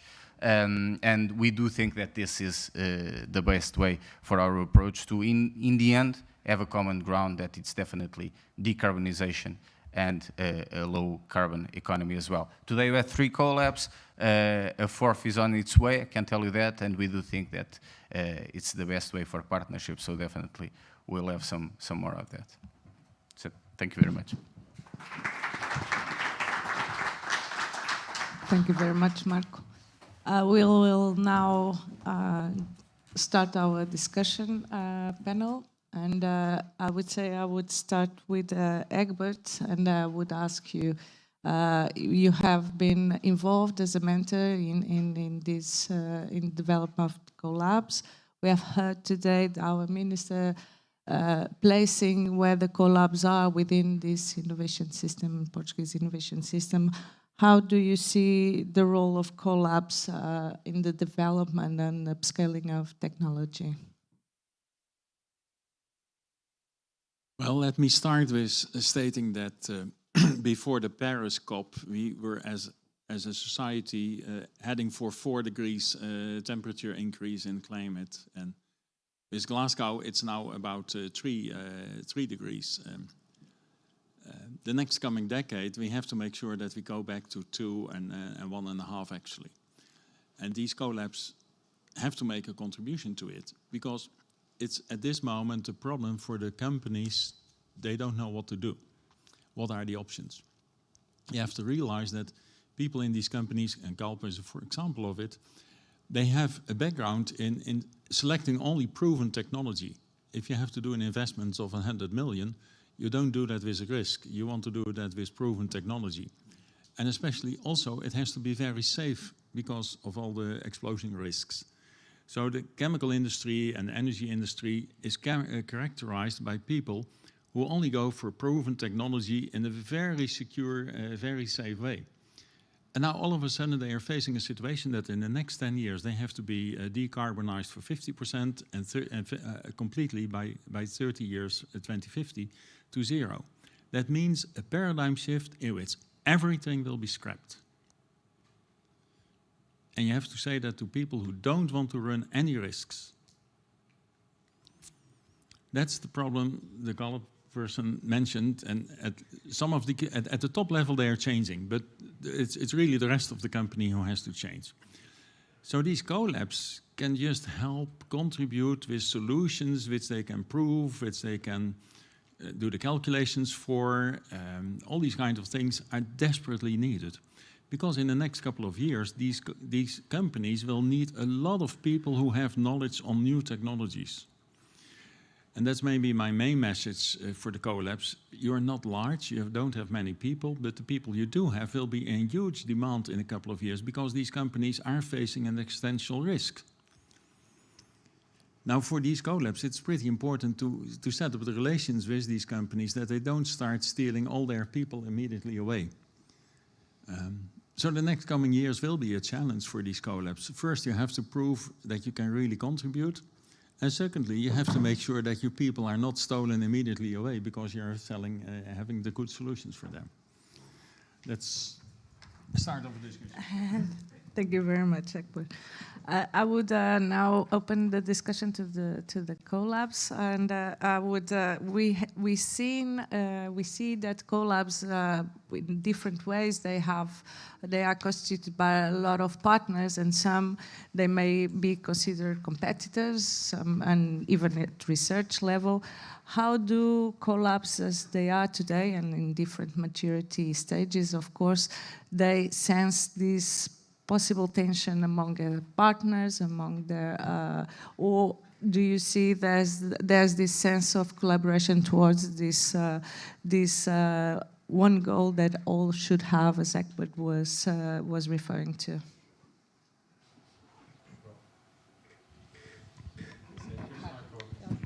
Yeah, just okay.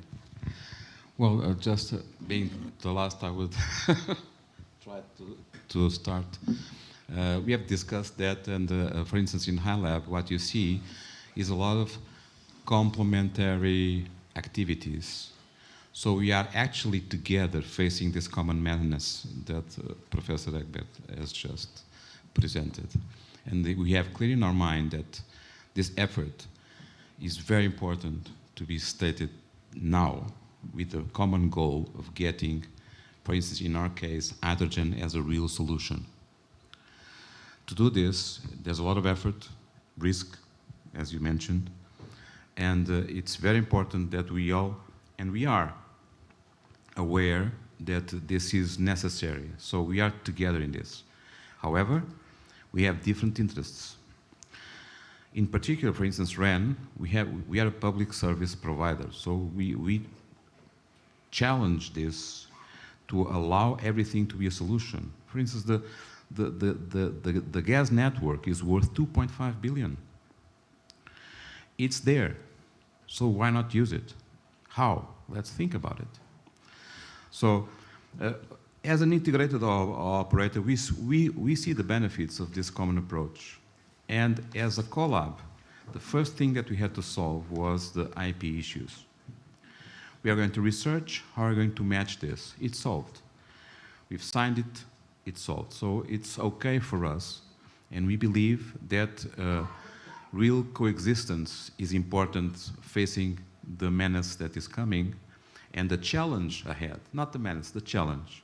In fact, we believe this is possible.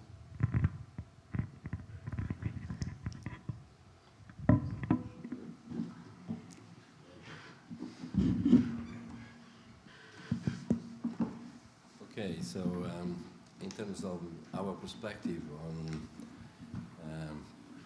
how the interrelationships with our partners, the society, and so on, see, our commitment is to find a solution, at least one solution for the problem, for this main problem of CO2 release and also utilization and storage. We are a small group, so we cannot do everything by ourselves. And for the past 2 years, it has been a very interesting trip that we have started, because we went through several stages on starting up, then approaching the potential stakeholders, and then realize that society in itself has no concrete idea what is the problem that's coming from. Okay, and we have learned many things, and I think we have shared these learnings with our partners. But there is one that I think it's quite critical. I see talking about the hydrogen, talking about using the CO2 for other chemicals. But there is one problem that really we have. Okay, according to the International Energy Agency, 90% of the CO2 that's going to be released by the industry until 2050 has to be stored. And we are talking about using the natural gas network. For doing that, we're going to have to build a network just for the CO2. If you calculate the amount of trucks or ships that you need to handle this amount of CO2 that's going to be captured, that is a major, major challenge. So we have learned this with our partners, and I think we are just in the beginning. But from our side, we want to find a solution, and we have the technology, and we believe that we can do it, not only with our technology, but also with other partners. We have the recent experience that one of our customers asked us, can I find a solution nowadays to do CO2 capture? Yes, we found it. Okay, we know how much it costs, how big it is the operation. We actually made the visits to this company to know if they were the best relative to providing a commercial solution for a specific problem. And that is part of something that I think Egbert has brought. We are starting a new game, and nobody knows what is the solution for all these problems, and particularly each company has its own problem. Okay, thank you.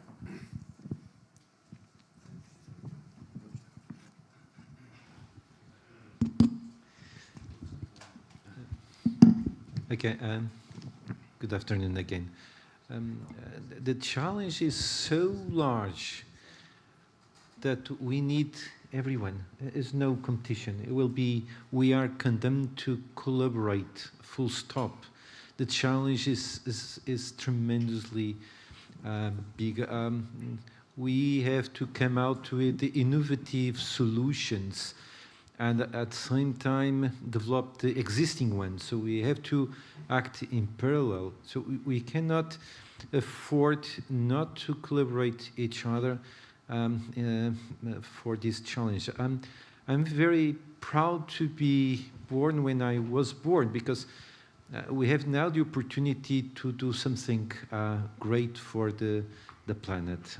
It's in our hands. It will be in the next 10 years that we will make the difference. So I think this network of CoLABS, they will prove their interest not right now, but probably in 3 years' time, when teams become more prepared. And I'm absolutely sure that at this very time, we will be collaborating more closely each other. We need these meetings because these meetings, they end with, parallel talks that are absolutely essential for development of this network. So I found the CoLABS a very good opportunity. They need to mature. They are not going to compete in the bad way of this expression, but they are going to collaborate. There is no room for Given this huge challenge, do you think you have enough funding and have enough people to tackle it? Or should it be done more? I mean, in a company like yours, you are having this discussion. My feeling is that the challenge we are facing is much larger than we can solve now with the CoLABS. I would ask you to the final reflection from the other CoLAB, and then we'll go on this question.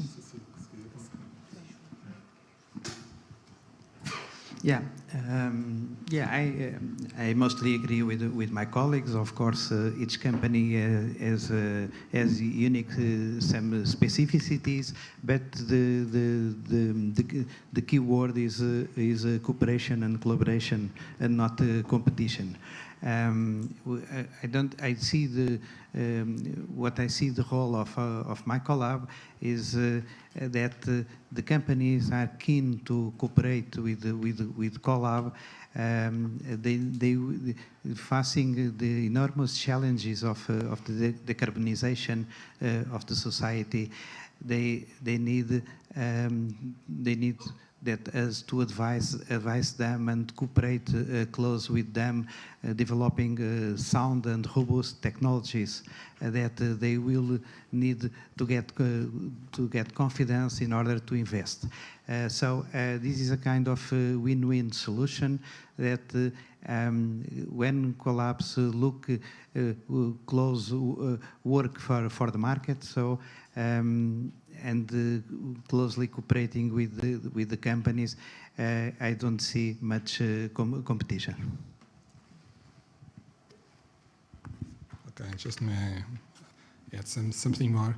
I will not address the opportunity. I think the problem is big, very big, but this raises also great opportunities for the people that are in this business. I will not address this. I'm going to start addressing the first point of Edgar, and then I'm going to your point, Professor, about people. I think that this is really the key issue.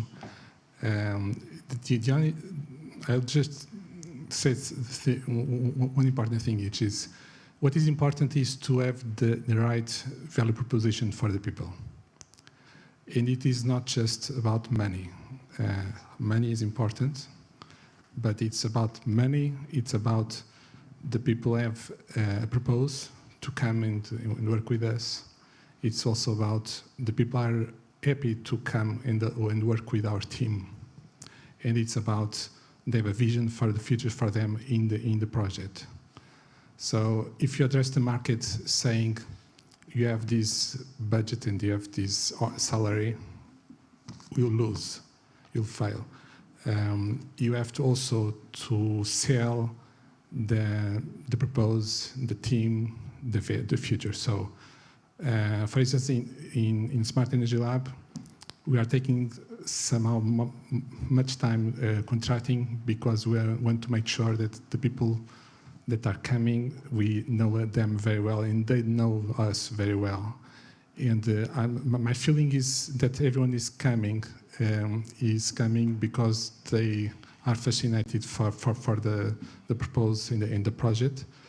And we are not feeling, we are not suffering of the pressure, although we pay exactly the same thing, the same in terms of salary, it's the same thing as it is planned, but nevertheless, we are not feeling the pressure of a company going there and going to the AI specialist or data man or big data, etc. They come with offering a bigger salary. They are not going out. We have lost now one engineering, very good engineering, but it was contracted by McKinsey, which is also a very good company. But yes, McKinsey has a value proposition, very competitive. So the first point is, if we want to retain the people, we have to work on all variables, and it is critical that for the success of the future of the project. Also, we have in our politics in terms of HR at GAP, as you remember, I think, we have an objective to have 15% of turnaround. I mean, we don't have a retention plan. We assume that 15% of people are turning around. And this is important even for us in order to manage our own people. And also, it's good for our network. So if someone goes out of Smart Energy Lab happy, it will be a good point of contact and a good promoter outside the Smart Energy Lab. So it's just not a retain. Second point about competition. And I think this is a leadership thing. It's a leadership. It's not a question of theory. It's a leadership. I mean, when I started this project, I have the first round with our stakeholders, associates, and they all have different objectives and different visions. So it was my mission to build the one main and unique vision, one main narrative. And once we can do this, and this takes time and work and lots of talking, but once we agreed on the same narrative and the same vision, the things are solved. So everyone knows what are the whole.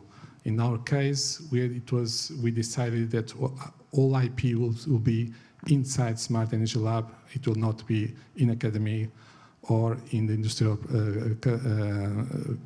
associates.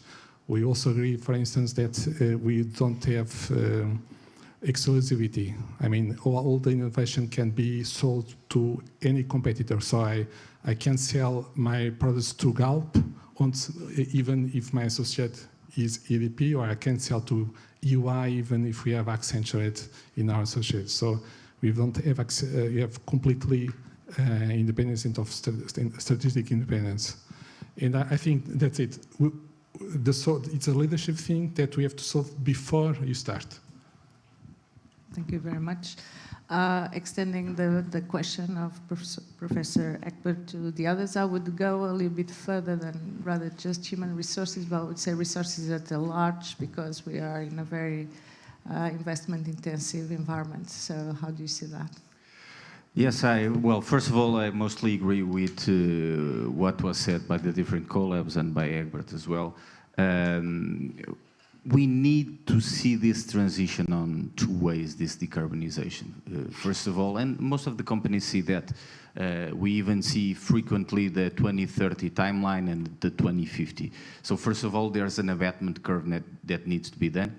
And a lot of that comes from new energies, hydrogen, renewables, green molecules overall, low carbon fuels. That's something that companies are today addressing, some more innovative than the others, some technologies more advanced than the others, but all of this is in the pipeline, and I will be commenting the investment on that as well.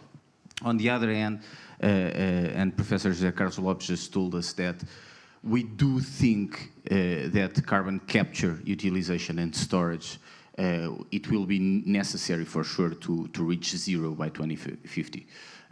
There is a number of processes that has some carbon intensity that we won't be able to do that without storage, and that's actually the upside for my friends geologists in the oil and gas industry, because there is some technology transfer on that as well. On the other hand, about funding, and I wouldn't say funding, I would say investment, because this is the future, and we need to invest. And it's important in this to hear the word transition. We're talking about an energy transition, a transition to a low-carbon economy.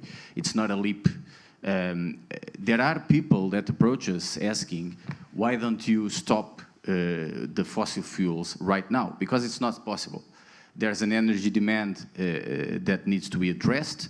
It's growing up.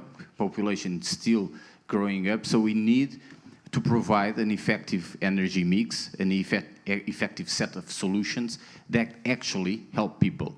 And for that, we need to invest. And a lot of that investment needs to be made through innovation.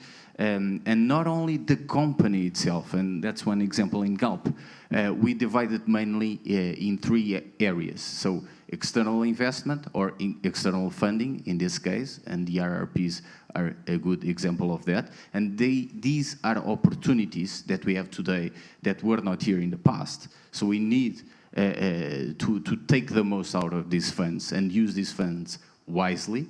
There is also something that in Galp we address, that it's the mixed funding. We do see European funding today being able to be mixed, for instance, with Latin American funding. For instance, in Brazil, 1% of the gross production of oil and gas needs to be invested in R&D. And ANP, which is the authority that manages that, today allows not only to invest in upstream businesses, but also to invest in other businesses like hydrogen, like renewables. This is an opportunity.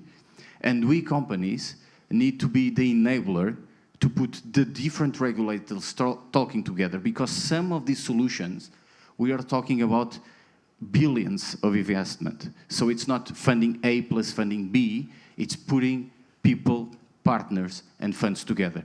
And third and most, companies need to invest themselves. We need to tell to the board, and I can tell you that I'm a bit annoying telling that to the board, we need to invest. If we actually want to have that technology ready, we need to invest in order to have that technology, to have that effective energy mix in the near future, because 2030 is tomorrow. It's not far end. The technologies are already somewhere, and we need to grab that technology and use it. Just to sum up, very recently, last year, Galp launched the Upcoming Energies platform, 180 million euros investment in innovation until 25. So meaning that there's a lot it's from funding, but there's a lot that it's from the own company, because the company knows that we need this to be effective and not to lose the train in the near future.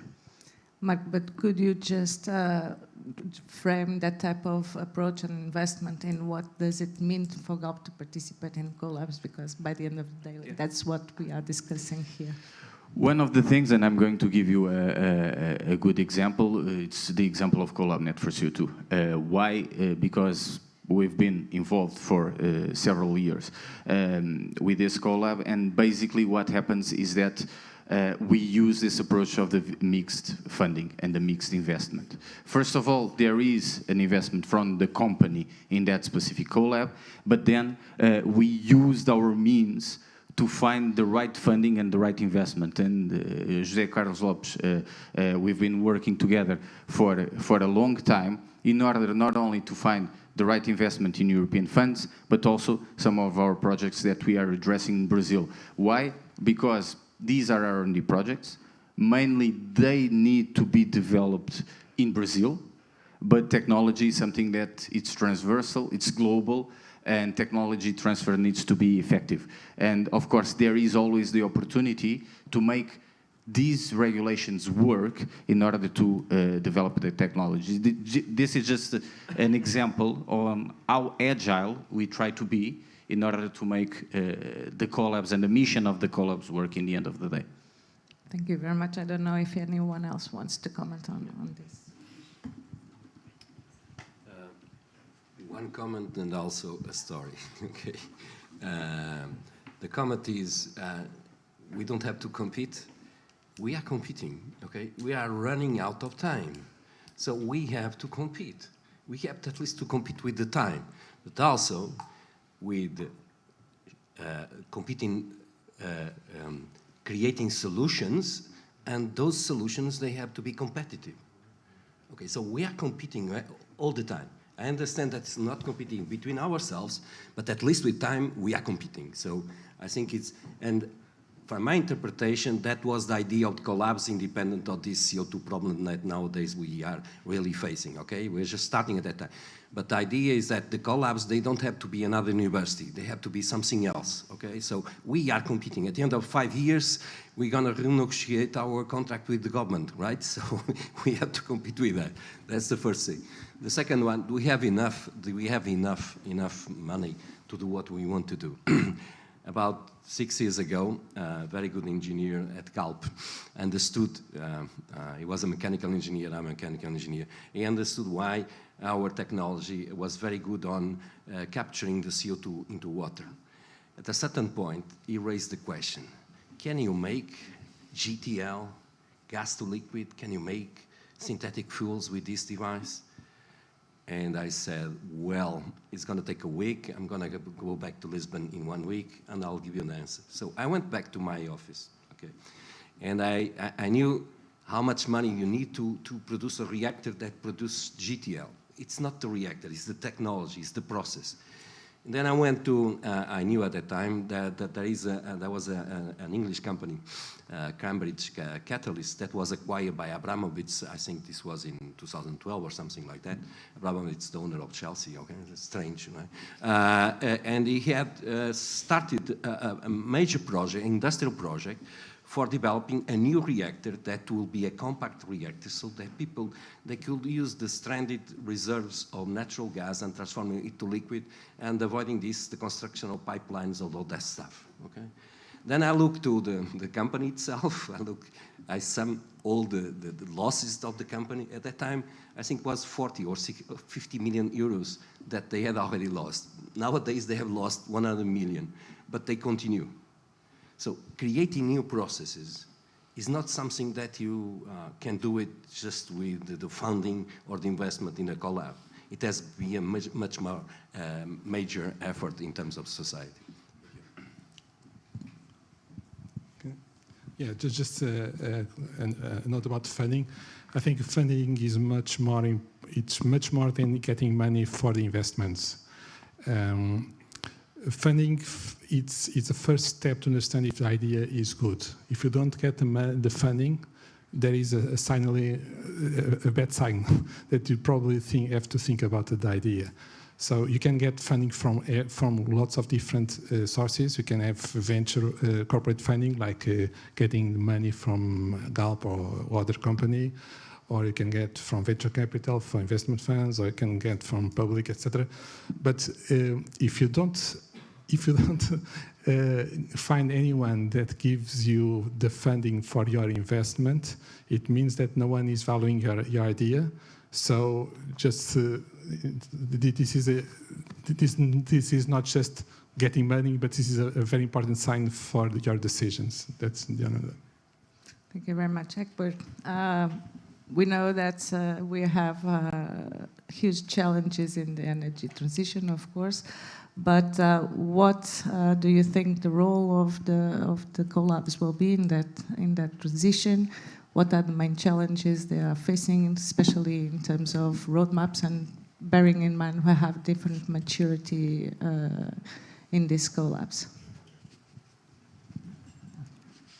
Well, indirectly, I mentioned it already, and now I'll do it directly. The companies here in Portugal need people who understand what the new technologies are, and their own existing employees are not educated in it. So anyone working in a CoLab in a couple of years will be extremely valuable for these companies. Now, with the amount of people in the CoLabs, which is not that large, if I compare to what I know the numbers in the Netherlands and in Germany, we have at least twice as much more people in this kind of work. And again, it's not as a university. This is industrial research where you are really solving needs of companies.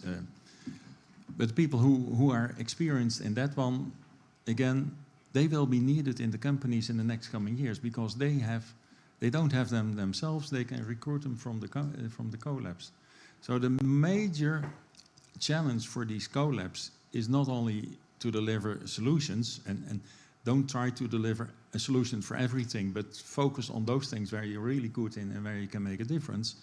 But the second challenge for them is really to provide the people who do have some experience with playing around with new technologies and being able to translate that into a business environment. So human resources in these CoLabs is of critical importance as well. It's an investment in the future of Portugal in 5 to 10 years' time. Not an investment at this moment in the CoLabs as such, which is important, and where good solutions, as for example in net for CO2 are being developed, and in Cell and the other ones. But it is also an investment in people. Thank you so much. Last round, last comments. I would give 30 seconds to each one to make final statements. Thanks very much. I truly believe that the most important thing in the CoLabs are the people, the talents that we could hire for them. Of course, at the beginning, in the first stage of activity of the CoLabs, probably some of CoLabs, at least our CoLab, could not do all the work alone concerning full support of industrial research and all type of requirements from the industries. But that's why we need to closely cooperate with the academia, the universities. In order to acquire enough knowledge inside the CoLabs, we need also this trinomium, the CoLab itself, their talents, the academia and the basic knowledge that we are available there, and also the mentoring of them, and of course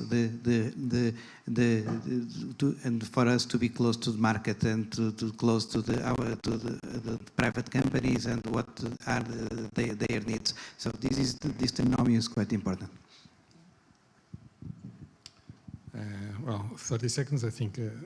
I don't know if I have something more, but just say that this idea is filling a space in the value chain between academy and industry and coming from industry, which should be filled. I worked not only in Europe but also outside. And there are the countries and the areas that are doing this very well. I think Europe still have a space to go, and I think CoLab can be really a solution for this. So it's important to think on the future, and it's important to see what is the next step for the CoLab's development. Thinking about how we are going to stop refunding it, thinking about how can we growth CoLabs. I think growth is very, very important, and also think about you can optimize the portfolio of the CoLabs. Just want to share that it's not only from CoLabs to companies that we are expecting people to move, but also from companies to the CoLABS, which is actually happening. So I would like to think that the CoLABS are kind of reservoir of knowledge. For instance, in electrochemistry, as I said, for energy, Portugal don't have many. So now we are training people, many people. There will be a reservoir, and this reservoir will be hopefully transparent for both directions. So I do agree on that. So this is why I like this network of CoLABS. Thank you. Final comment. Okay, I think Egbert has raised a major problem that's a real one. Okay, and it is, if you're going to train people, we're going to put people studying the problems, they will become experts, and the companies sooner or later will come, and they will hire them. We have a different approach at our CoLAB.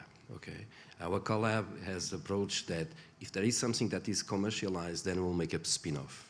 And then we'll let the specialists go with them and still collaborating with CoLAB. And I think that we are in the right track relative to this. This is theory. We hope in the next 2 years to realize this thing. Okay, thank you. Thank you. On our part, we see CoLABS not as the solution, but part of the solution. Because together, it's like in nature. You need a lot of components to make a forest. So, and it is very important for us to deliver this and to create this dynamic of giving people a way to progress and to progress into the future and to participate. And those will be those who will, in the future will lead. So I totally agree that the CoLABS should be taken care of in the best way possible. Thank you very much. I understand there were at least one question from the audience, but we don't really have that format foreseen here. I would encourage you to make your questions directly to the speakers of this panel. And I thank you everyone for being here, and hopefully you find this inspiring. I did. Thank you very much.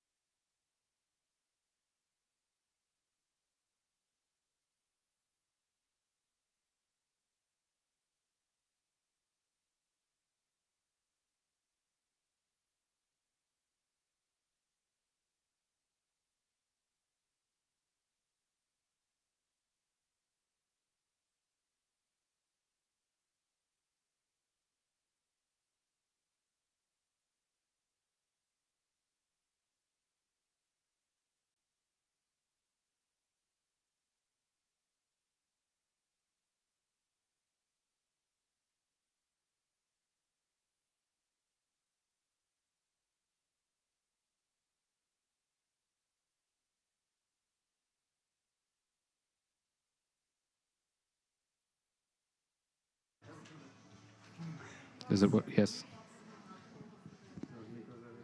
Well, good afternoon, everyone. I hope you are full of energy after our lunch. And now we will hear an exciting panel about biodiversity and forests. I'm Arlindo dos Santos. I'm Knowledge and Innovation Advisor at AGIF. AGIF is the Agency for Integrated Rural Fire Management, and I will be the moderator of this panel. As in previous sessions of the day, we will hear our speakers. They will do a short presentation of about 5 minutes, and after that we will have a short discussion. So, well, we have Andrei Romanenko from MORE, CoLAB for Mountain Research. We have Carlos Fonseca, CEO from ForestWise, CoLAB for Integrated Forest and Fire Management. We have Pedro Fevereiro, CEO from Innov Plant Project, a CoLAB that researches pests and plant diseases. And we have Kees de Gooijer. Is that right? Great. Great. CIO, in this case, Chief Inspiration Officer of TKI Agri and Food. So I ask, Andrei, for your presentation. Thank you.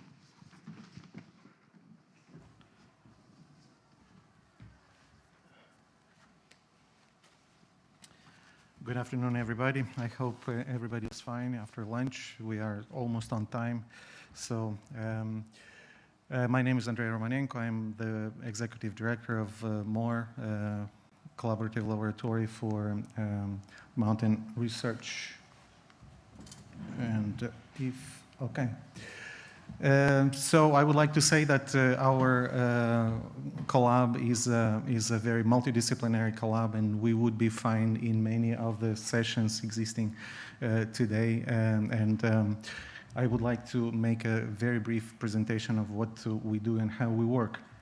Our mission is to promote innovation in mountains regions with a special focus on Mediterranean mountains, and how we do it using our competences in several technical and scientific areas that you can see in the middle of the slide. But besides these technical and scientific skills and abilities, we believe that the critical success factor is the ability of mobilizing our economic, our social partners that exist in the regions. At this point, our headquarters is in Bragança, but we also have a branch in the city of Meda. Regarding the partners or the customers, we started in 2019, in the middle of 2019, and at this moment we already have over 140 partners, actual partners that either are clients or our partners in projects or that have participated in project proposals. And on the map you see let's say the representation of where our partners are. Just to say that since the function of collaborative laboratories is to be the interface, you see there that half of our partners is businesses, companies, and half are institutions related to research and development. Regarding the markets, we already have partners and customers, obviously in the Portuguese market and in the Spanish market, and we're looking forward to develop new activities in the coming times, in the coming months in France, Italy, and Germany as well. Regarding ongoing developments, I will speak about the number of projects a little bit ahead, but we see that we deal with that very acute problems that exist in these areas, problems, technical problems, economic problems, and you can see on the right side of the slide some of the examples. Okay, October 2031, the status of our institution. We are at full blast. We started in 2019. At this moment, we have 41 collaborators we started with a team, with a base team of 24, and this number has been achieved based on the projects, ongoing projects that we have acquired so far. Projects, how many? 18 projects, national and international projects. And at the same time, we have made a special big effort in developing our economic activities, and you can see that there are 17 contracts, research contracts or service contracts that we have acquired so far.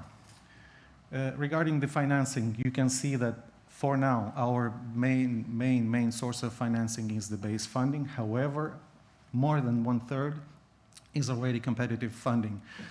And so what we have to work on in a very hard way is the economic activity in order to achieve that last third that is difficult for many CoLABS, but we have a very good perspectives regarding that.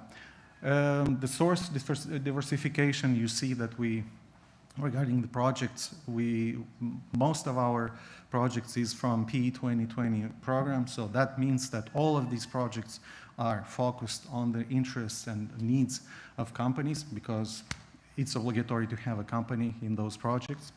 And just another interesting fact on the right side of the slide shows that about 40% of the total investment, average investment in those projects are made from the companies. This is a good number, but we look forward to improve it even further in order to increase the private participation in co-financing of these projects.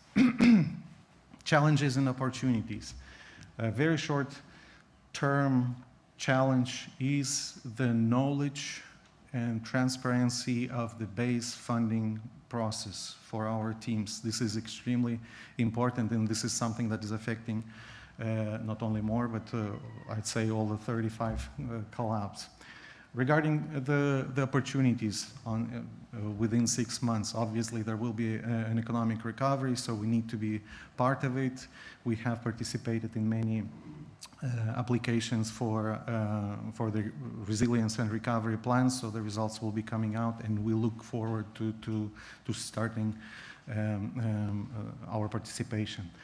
In 2 years, we need to consolidate what we have. We need to concentrate on those challenges, global challenges regarding the climate and digital transition. We will need to worry about our infrastructure because the team is growing in a sustainable way, but it's growing a lot. Reinforce associate base, because right now our associates, the companies that are our associates are small companies, so they cannot leverage a big investment, private investment for our activities, and this has to be dealt with. And the 5-year, obviously, we need to go from, let's say, sectorial innovation work on smaller projects into business and territorial innovation, and to look at this problem as an ecosystem management problem. And obviously long-term challenge is the business scalability and the infamous 1/3, 1/3, 1/3 objective. Okay, positioning at national and European level. You can see that these are the proposals, okay? These are not the projects, these are the proposals that we have under evaluation, and you see that most of the acquired amount is the proposals for in the context of resilience and recovery plan, almost 8.6 million, but we also have other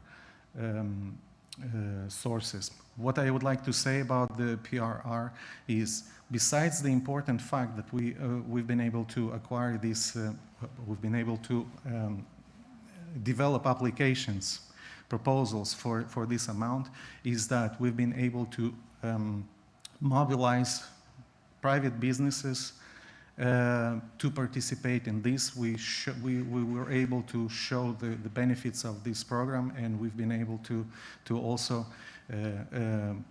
provide solutions, or at least ways of solutions, in order to implement those innovations and those transformations in the industry and in the society. Okay, networks. Obviously, the first one and very important is the CoLAB network ecosystem that exists here. Even today, we've seen, and there are already some ideas about cooperation that were created at the lunch table. Also, we participate in thematic networks for research and development, and we also use the European Enterprise Network and ICEP agency in order to develop our business contacts. And regarding our modus operandi, MORE is a multidisciplinary team that works, that is an ecosystem player, that is a team player, that provides our own expertise when we can, and also involves all our partners, associates, other CoLABS, and not only nationally and internationally, in order to achieve those objectives for the CoLAB, for the society, for the country, and for the world. Thank you very much. Thank you, Andre.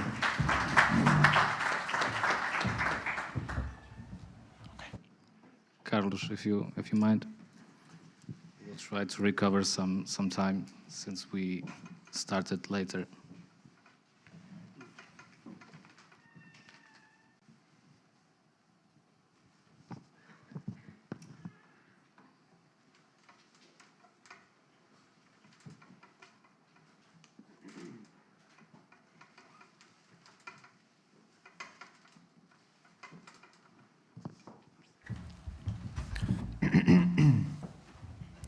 Well, good afternoon, everybody.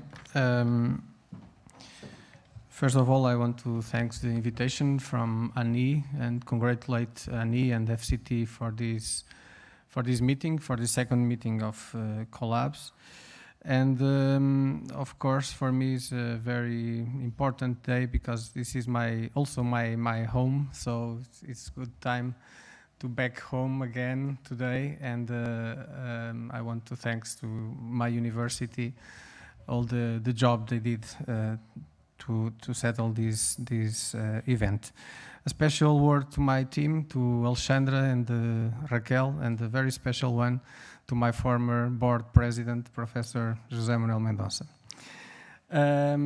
I'm here to talk about the Forest-Wise. The Forest-Wise is this CoLAB that is related to the integrated forest and fire management. The key competencies are fully related with our agenda and our 4 work lines that were the result of a big discussion with our stakeholders and our associates.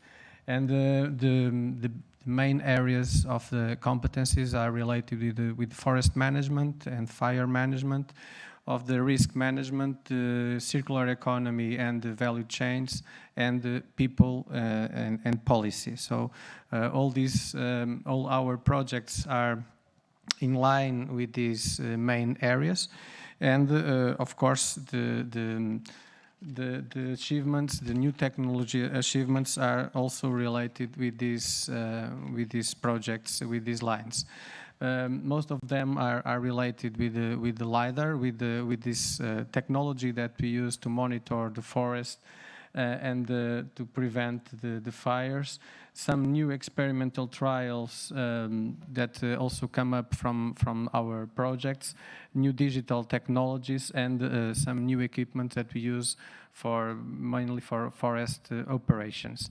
We are also participating in some documents that are very important for some regions of Portugal, like the public policy document for the Pinhal Interior, as well as the strategy for the natural resin value in Portugal. Our main customers are, of course, our our associates, mostly the private ones. So we have this strong structure of private associates, but we have also other entities, public and private entities that are also our clients at the end of the day. All of them participate in our ongoing projects, but one important aspect is that for the clients of contracts of services, only we have 4 clients, and half of them are our associates. So here we have an opportunity to improve the number of associates that contract ForestWise. We have at the moment 11 projects running besides the basic funding, and 66% of them are services. In terms of installation, status in installation 31st October, we have 16 contracts, so we have 73% of execution of the basic funding. 53% are PhD, and 53% are also women. And we have also one project, scholarship. The indirect job creation, especially in our associates, it's around 60 human resources. 31 are employees, 29 researchers, so it means 80% of new hiring. In terms of the funding sources, at the moment we got 44 million euros as the ForestWise business value within our projects. It means that we are involved in a number of projects with a total amount of 25 million euros. And our proposals, we have 23 submitted in 2021. It will represent plus 12 million euros for our budget, and for those 37% are services and 37% are European projects. In terms of impact from all these numbers, 45 million euros of public funds are completely, they have impact, direct impact in the forest and fire sectors in Portugal. And in terms of the future investment, we are involved in around 180 million euros of public investment in the forest sector. So, in terms of the challenges and opportunities for the next 6 months, we need to conclude the recruitment. We didn't stop the hiring. We have to share more services, especially with our associates. Our infrastructure is also to be improved, and we are improving our partnerships with academia from our associates and from others. So we have good opportunities with this RRP. That is accelerator, as someone said in the morning, and this post-COVID moment that now we hope that we are facing. In the next 2 years, we have to consolidate internal processes.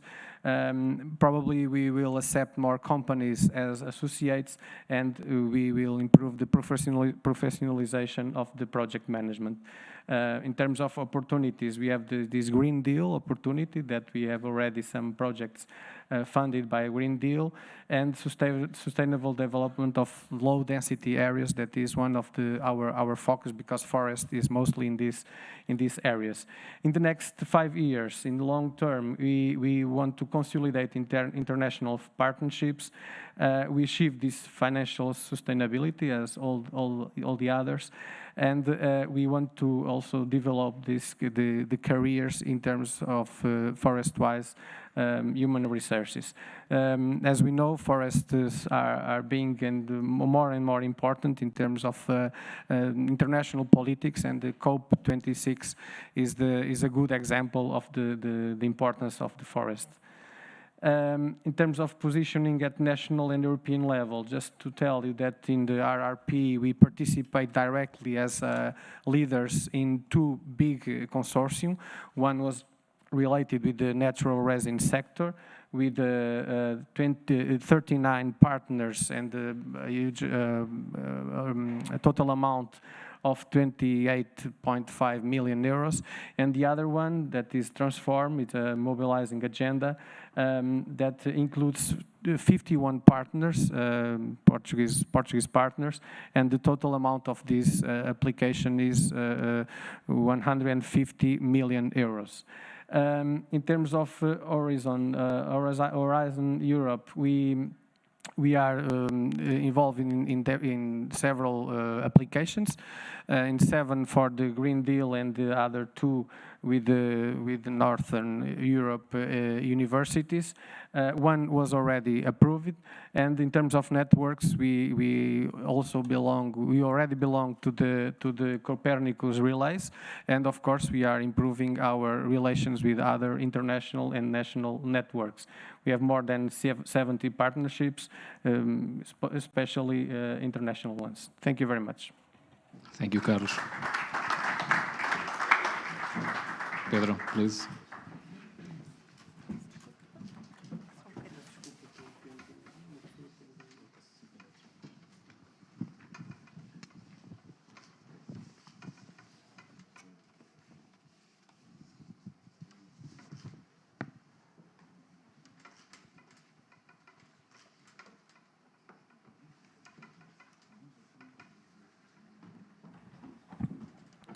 Okay, good afternoon, everyone. Thank you for attending.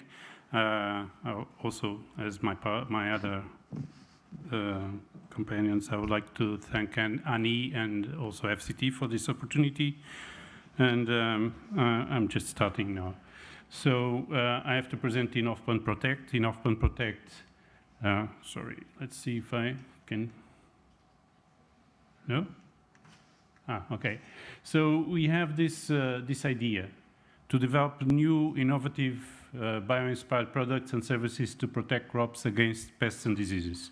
So in reality, we try to be very focused on these objectives and not to diversify too much our activities. Of course, as I think is the same for everyone, we have this CFID recognizing entity, which is an advantage in some cases. Our key competencies, we have 36, in fact it's 38, high qualified human resources, and we have this, I'm not going to read those, but we have these competencies which enables us to address the problems that we face from the molecular aspect of the interaction between plants and pests and plants and disease until the digitalization, eventually digitalization of some solutions. So we have all this in-house. In terms of new tech development, so we are developing biopesticides. We are developing or helping to develop new crop varieties using molecular tools. We are developing new detection methods using remote sensing and artificial intelligence. We are developing new genomic prediction tools, risk analysis and prediction, new risk analysis and prediction tools, and finally develop new formulations to be used in agriculture. In terms of customers, I'm not going to make a list. I'm going to say what we think are our targets, depending of the size of the customers or the partners. So for medium and big phytopharmaceutical companies, what we aim is to establish exclusive contracts. For SMEs and producers associations, we cooperate with financing by different programs. For agriculture companies or producers, we develop services and confidence when it's needed. And finally, for startups empowering, we tailor-made services adequate for them. So that's what we do. In terms of budget, I'm just presenting what we have for this year, not to think about other years or in global budgets. I want to say that for this year we we have been able just to raise 110,000 euros. And so, as you could see in other presentations, what we have mainly is the European Social Fund for salaries. In terms of people, what we have now, it's, as I said, was 38 persons, 16 are PhDs, 17 are masters, and 5 backs. But I must say that most of the backs are on the administration. So that's it. That's our main capital for the moment. Of course, we have this balance, which, for the point of view of gender balance, is okay. Just to show you briefly, we are finishing the reconstruction of part of this building. So all the first floor is being refurbished, and I hope that by the end of December we have everything completed. And so our main structure will be this one with four wet labs, 1 digital lab, and then offices and supportive areas, besides greenhouses and etc.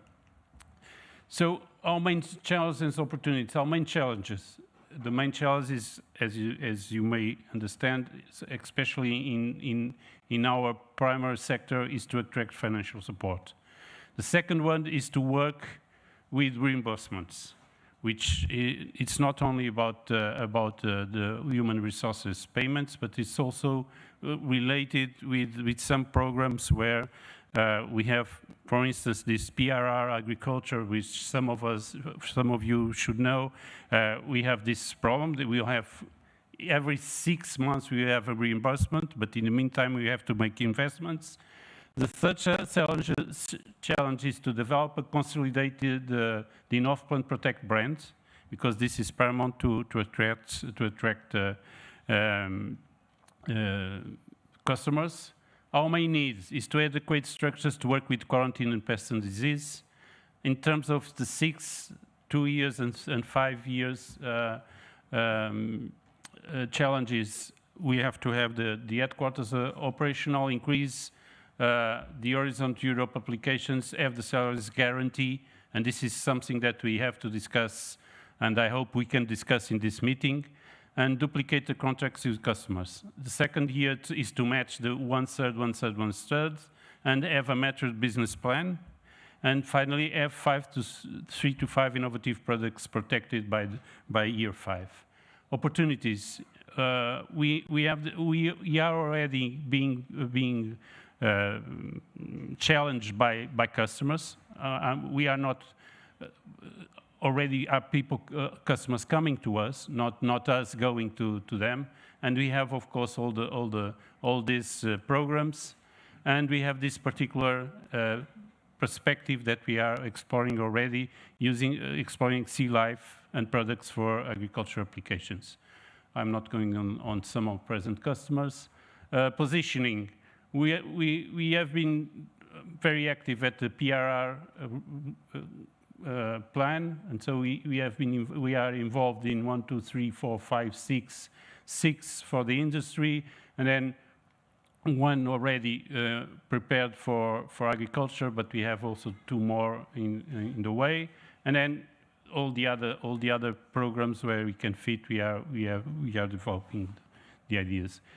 We have been, in terms of networks in Europe, we are partners or associates of Biodiversity, of Plants for the Future, of EU SAGE, and we have contacts with CropLife International. And we remain faithful to the spirit of the constitution of this CoLAB. I have to stress this, I'm sorry. The first one is to attract skilled human resources to the low-density regions of Portugal. We are settled in Elvas. Have a functional and unified structure. We are finishing it. Develop innovation in collaboration with different research and development institutions. We are on the way for that. To develop biological and digital solutions for crop and pest diseases, it's our aim. And develop a B2B business plan, which we are in the verge of doing it. And so thank you very much. I'm sorry for taking more time than was scheduled. Thank you, Pedro.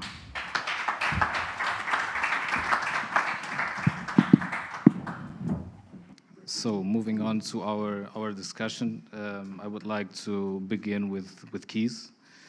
Well, I had a couple of questions, but you already answered some of them during the previous panel. So I would like to focus on this issue that was presented by several CoLABS, is the 1/3, 1/3, 1/3 goal. And the difficult part is meeting the 1/3 with services provided to companies, but I would say also to public entities that have needs, innovation needs that could be solved by CoLABS. So in your opinion, from this third, what could be the real involvement of public entities to meet this goal for CoLABS? That's a good question. I was afraid that you were going to ask me to reflect on the three presentations.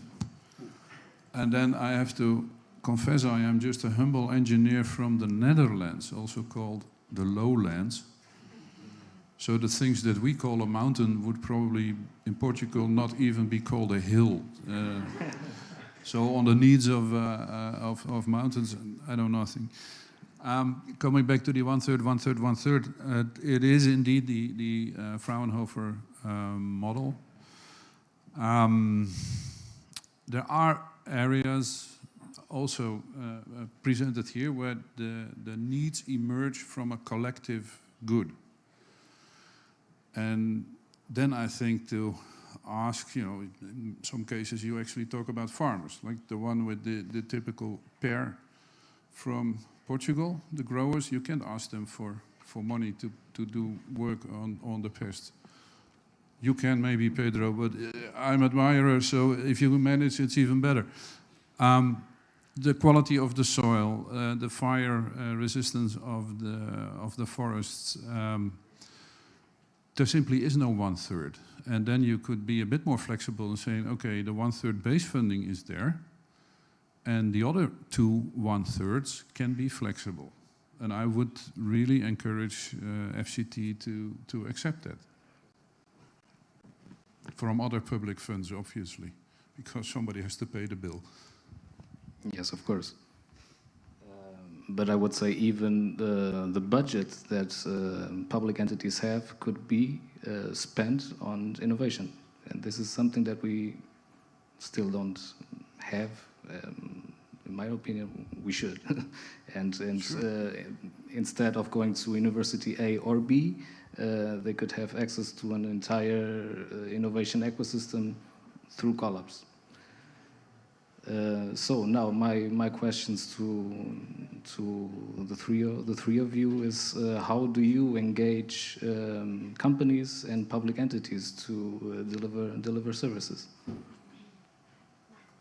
Can I start? Okay, thank you. Well, first thing is I want to make a comment on the public, on the possibility to have to have some public institutions as customers or partners. My experiences, and I would like to share, I can share it with you, is that in some cases they don't have money to do it. Okay, and even us, because we thought it was important to do, we have developed, for instance, we have developed a platform for one of the public entities just for free.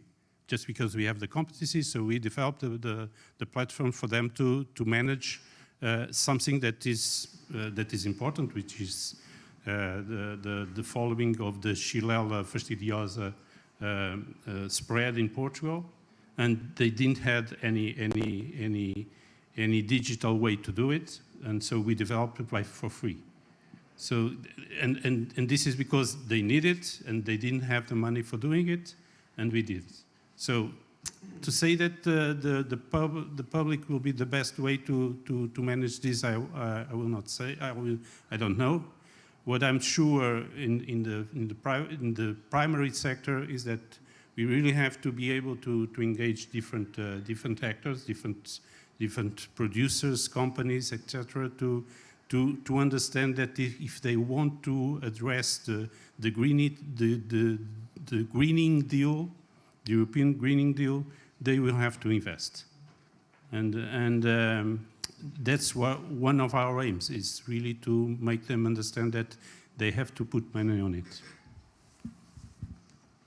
Thank you. Well, I can also give some inputs about our experience.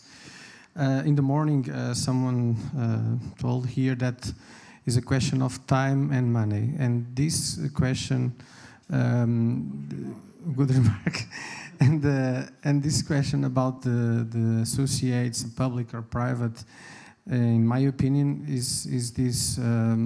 are these two words the most important ones. And in fact, time. Look, most of our CoLABS start during the COVID period, and to have these good relations with our associates, to have trust, to be confident with them, we need time, and we need to be face to face. And we try several times to have these face-to-face meetings, but suddenly a new limitation come.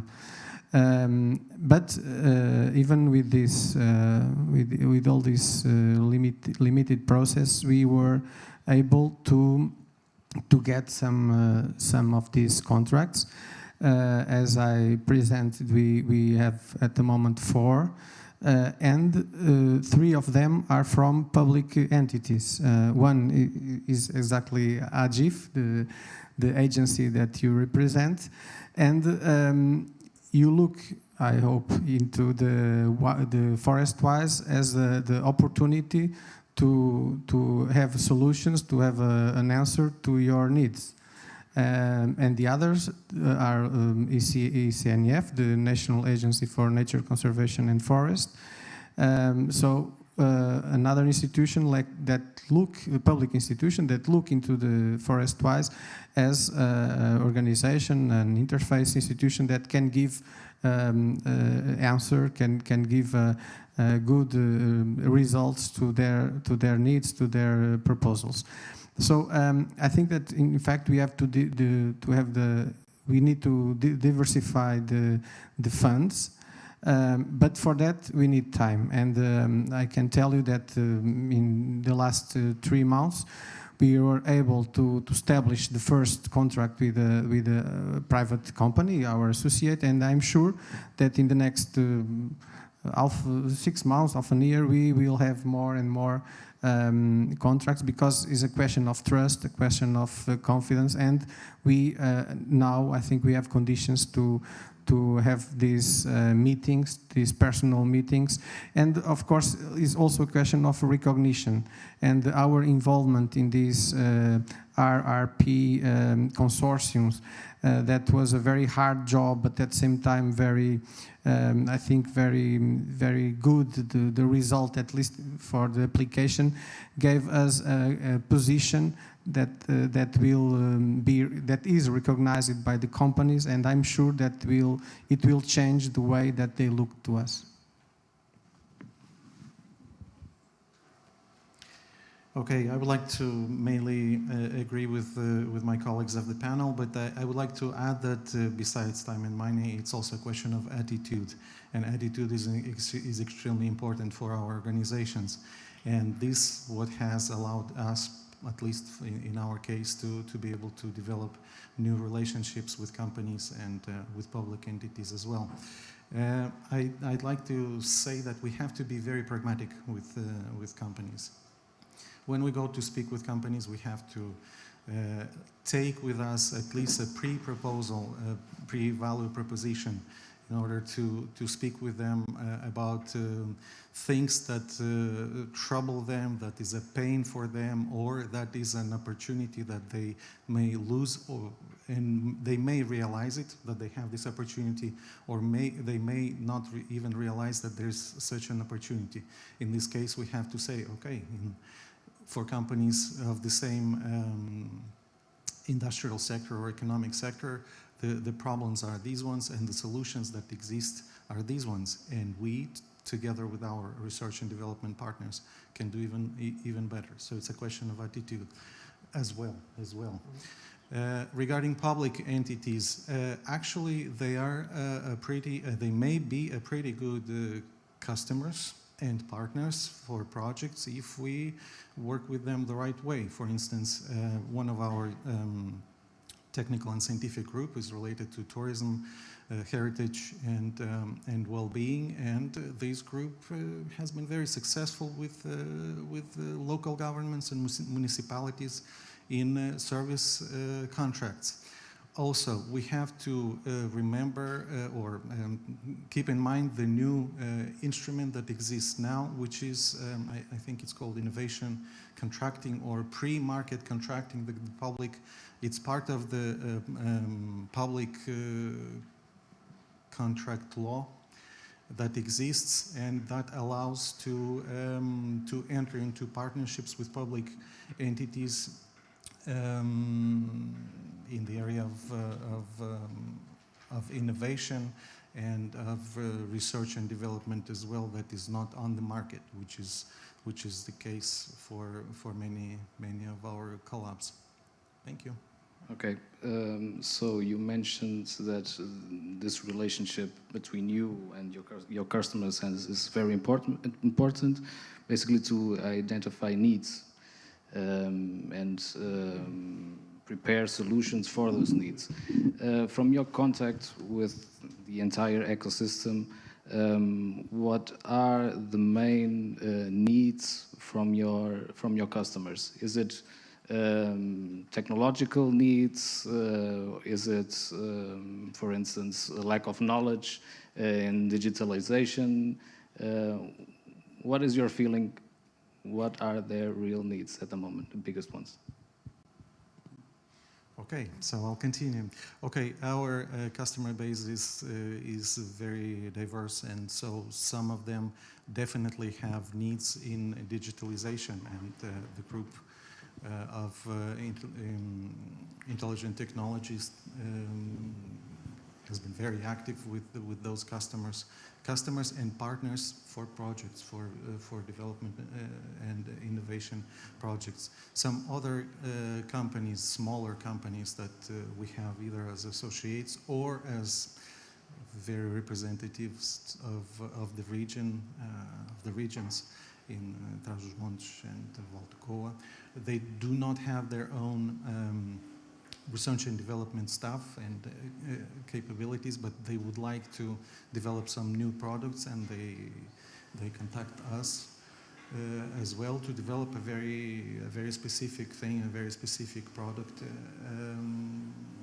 So it really depends. There are some big companies, and the resilience and recovery plan is one of those ones.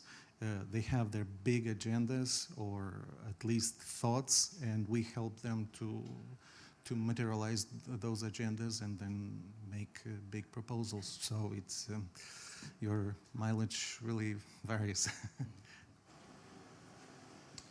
Well, I must tell you that is a bit of everything. We could realize in the preparation and the definition of this agenda that the needs are in all value of chain, since the production, then the management of the forest, management models and so on, then inside the industry, and especially themes related to decarbonization, to circular economy, and then the market. So all the value chain in terms of forest is it's a need for our customers, and as well as the knowledge, the basic one, and for that we have our associates academia that. We in fact look into them when we don't have such a skill in our team, and that's why we exist to do this bridge in between the academia, the society, the industry, the companies giving added value in this knowledge, and this makes the difference of the CoLABS. And in terms of our aim, we think that in fact there is a lack of different things in different times. Okay, thank you. Maybe we have a little bit different from the others. Our objective is, as I said, very clear. We want to address the problems posed by pests and diseases, and especially new pests and diseases. And so our partners, for instance, the companies, what they want is to develop new biopesticides, and that's what we are trying to do in one side. For our customers, the problem is how to deal with specific pests and diseases. Sometimes they don't know what they have in the field. And for instance, one of our partners, we have a contract with one of our partners to understand what is in the field and to raise a solution for them. But that's the main thing. But we have in here also, well, maybe you are not seeing it well. We still want mainly to develop innovation.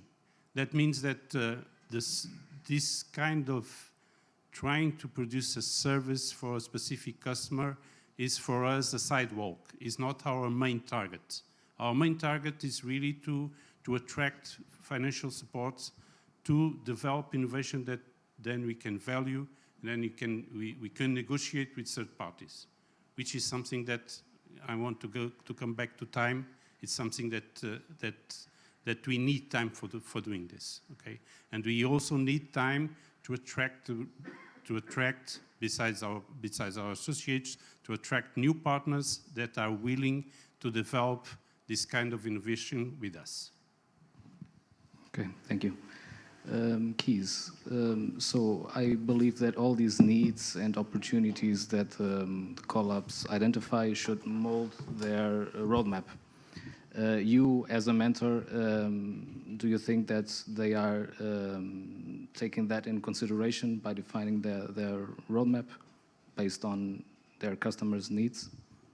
Yeah, well, they made it together with the associates. So the answer obviously is yes. Now it comes to the implementation. Pedro is the example of high risk, high gain. What happens if he finds nothing? And we agreed to call them biological crop protection. Remember? Not biopesticides. Don't ever do it again. It will go out there, you know, some way, and it's a crop protection agent, right? Biological, whatever. Then again, what is the business model of the fire brigade? Fire brigade. We don't ask that question. Now, if you have a CoLAB that is supposed to prevent fires, what's the business model? So the private entities, it's very hard to find. So just get the money and do your job, right? I mean, so there is obviously, if enough plant protect is successful, the entire pharmaceutical world will be at your feet. I guarantee it, because the investments there, privately, are really shrinking. The list of chemicals that you can buy that you may use is shrinking even faster. So you only need one big explosion of a plague, whatever the one may be, and we have a serious issue, not only here in Portugal, but globally. And that's just the moment we have to wait for. Like I predicted 5 years ago, energy prices would go high. It happened sooner than before. Next big thing, anybody with a phone in their hand, check the price of ammonia at the moment. That has not even tenfold increased, but like 20 or 30 times the original price. That's the compound they make fertilizer from, by the way. Yeah, I hope we get out of it in time and in the right way. Otherwise, we face some problems, European ones. And then, you know, the companies will come. Don't worry. And tomorrow is a session where we discuss how to approach them. Passing to the last question here for the three CoLABS. We spoke during the morning about the duality between competition and collaboration. And I think we all agree that CoLABS should collaborate, and I also believe that they are doing it. But you have a wide variety of associates, and some of them are also universities. And what differentiates you from those universities? And in some cases, for example, all those European projects, what do you do to not collide with your academic associates? Pedro? Yep. So thank you. This is something that I would like to address. First, I already told many of the labs that are in the agro-food forest area that I will not compete with them. I will not do it. I said it privately, and I'm saying here publicly. On the opposite, I will try to find all the opportunities to cooperate in a fair way. Of course, there are probably some situations where we have an opportunity and we think, well, we want to use it fully and not to share with others. That's a different thing. But I want to stress here that we will not do competition because we think we have better opportunities going together. And we have, for instance, these PRR projects that, in fact, I think all the 6 that we are involved. We have developed it with the help, cooperating with other CoLABS. All the 6 that we were involved. So, and I think that there is an advantage. In particular in the agro-food forest area, I don't think there is much overlapping also. So which is also good. In terms of the competition with the universities and in particular the associates, my feeling is we are not doing basic research. We are not trying. Well, it's not our aim to create knowledge, but to use the knowledge that has been developed by the universities, by the research centers, and to transform it in something that is valuable in the market. That's our aim, and we want to stick with it. We don't want really to come back and try to do basic research and try to develop things from scratch. That's not our aim. And so in this sense, I don't think, at least for the moment, that the universities see us as a competitor, but as a form to develop further the achievements in trying to get it closer to the market. And that's what we try to also to produce as an image in terms of what we are in terms of institutions.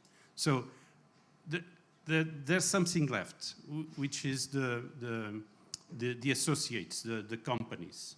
And in that respect, they don't see, of course, the ones that are our partners, they don't see us as competitors, but as collaborators.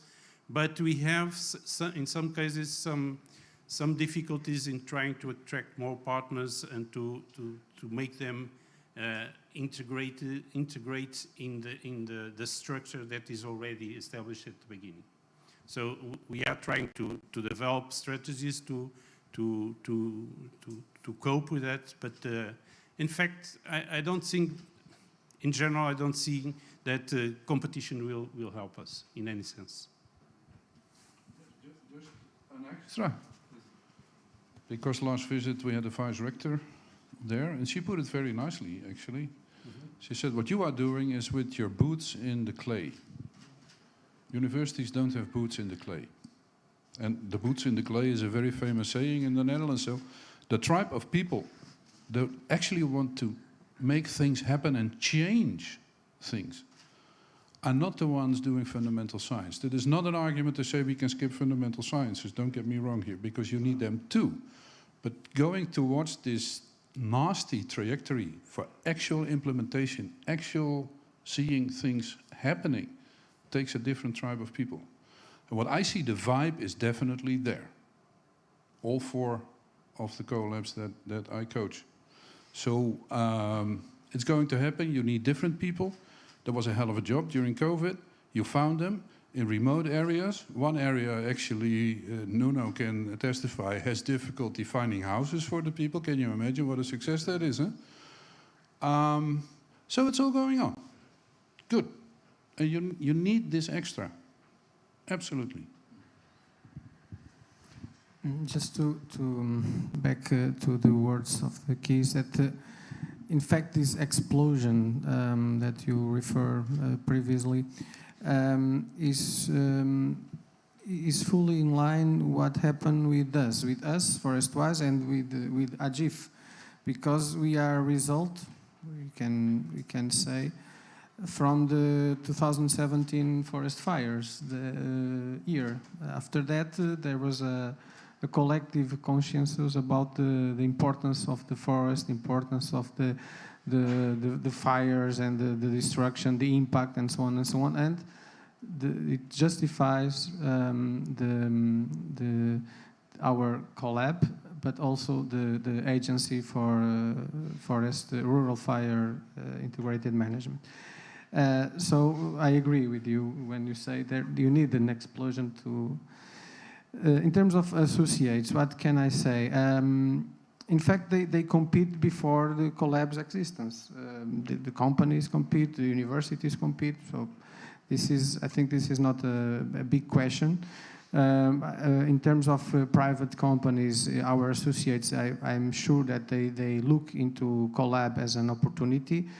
Some of them, they don't have any research and development department, so we can also work as this part of the company.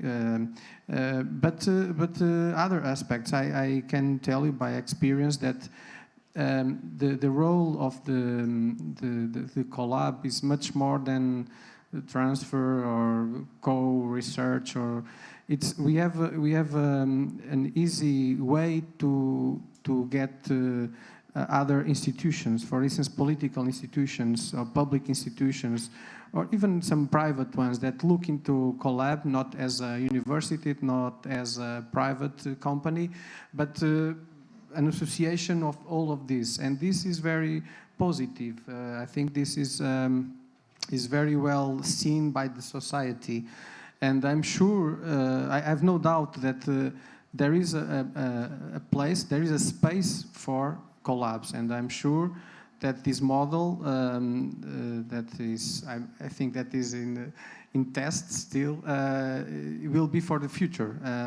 And it doesn't mean that we are here to compete with universities. We are completely downstream of universities. We are downstream of associate CoLABS. So what we want, what we need is to collaborate with them to make the good solutions together, and solutions for the country. And that's why we also touch in these political policies. And I'm sure that this CoLAB model is a new paradigm, if you want, and it will be, most of them, it will have a lot of success, and it will be a very important step for our future society. Okay, most have been said already. I would like to say that, and I will start with competition. We have to see the things as they are. And what happens among CoLABS right now is not cooperation, but competition, which is cooperation and competition. We do compete sometimes. We run for the same, we apply to the same calls in P 2020, Prima, and all those projects. And this competition, the healthy competition that promotes the development of our organizations, is actually a good thing. I'm not speaking about the destructive competition that destroys organizations and destroys opportunities for everybody. And for instance, we can see a very practical situation when we have to compete is when we run for H2020 or H-Euro program proposals. There we have to have at most 3-4 entities per country, otherwise the proposal will be completely unbalanced. And there are several proposals submitted to the same call, and that's a good thing. That's a good thing. One of our objectives of all CoLABS is to attract European investment, European financing in order to improve the economy and the society of Portugal. Regarding the separation of or non-competition with our academic partners, actually this is the very founding block of our institutions. Even our business model does not allow us to do basic research. It's not sustainable. And that's how it works in our case. Our research and development partners develop new scientific results, new scientific knowledge, and then it is our mission to implement, to have it implemented in the field and then see it working. I liked, Keith, I liked your expression, boots in the clay. We used last mile expression, and we have a couple of situations like this. There was a project between a research and development institution and a company that resulted in some papers, scientific papers, very valid, but nothing implemented. And we spoke with the company, or the company spoke with us, I don't remember, and we implemented the project, and now this solution is being really implemented in the plant. So the company can really reap the economic benefits of that solution. Another situation, there was a company, or there was a project that licensed a patent from a research and development institution, but they did not have the capabilities of implementing this as an industrial process or an industrial unit. And what we are doing right now is we are helping them really implement an industrial unit in Trás-os-Montes in order to start producing that product and at that new plant. Thank you. Thank you very much. Well, I think you passed your message very clearly. I would just do here a final closing statement. And indeed, I agree with Carlos. I would say that there is a space for CoLABS. I'm sure about that. We have a strategic partnership with Forest-Wise, but you are filling the gap between those that are generating knowledge and with those that seek knowledge and innovation. As I said, we have a strategic partnership with Forest-Wise, but regarding wildfires, all CoLABS are important. We heard during the morning speaking about agro and food. You are in Trás-os-Montes, so basically, we have several CoLABS that are repopulate rural areas, that are increasing value of rural land. So all of that has a positive impact on wildfire risk. So I thank you all for that, and thank you.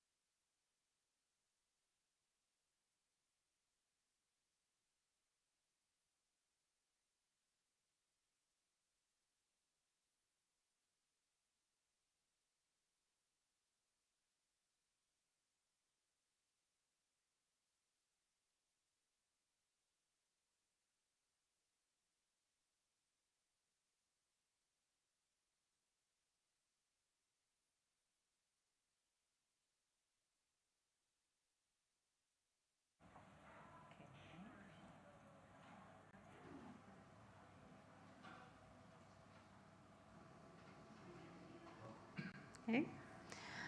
Hello, everyone. Good afternoon. Welcome to our last parallel session of the day. I'm very well in good company with 3 women and 1 man, so we have a majority of women in this panel for a change. This is for a change. And I'll start with Ellen Kirchner. She was already in another panel this morning. She's a mentor of several CoLABS with a huge experience and a PhD in computer science. Well, and so on and so on and so on, and working in the Scientific Affairs Officer at Direction of European and International Partnerships of INRIA, and currently she's Emeritus Research Director, so she has a vast curricula, and she'll help us in this discussion. How can we put together technology and social sciences and social services and tourism? That is the theme of our session today. Also, we have Ana Justino, representing Pro-Child Lab. She's a science woman, right? Yeah. She has more than 10 years of experience in biotech and pharma product development and project management, also at BIAL and then at Oxford Biomedica at UK. So she has a past in business and in pharma business. And now she's at Pro-Child CoLAB, sorry. We will want to know more about this experience. And the invited company is Farfetch, that I think we all heard about Farfetch as this fashion unicorn that we have in Portugal, with representation in, I don't know, 190 countries, I think. Okay, a huge company to talk about how they how they came to a relation with Pro-Child Lab. And our newest member, represented by Antonia Correia. She's a professor, a researcher, a super awarded researcher in tourism areas, with an outstanding reviewer nominee by Emerald. She works in several academic institutions, and she's now responsible for this CoLAB that has the main objective of supporting and development of innovative professions in tourism. So it's knowledge to innovative professions in tourism. We'll hear about that. So we're going to start perhaps with Pro-Child Lab, and we'll hear Anna presenting the CoLAB. Thank you.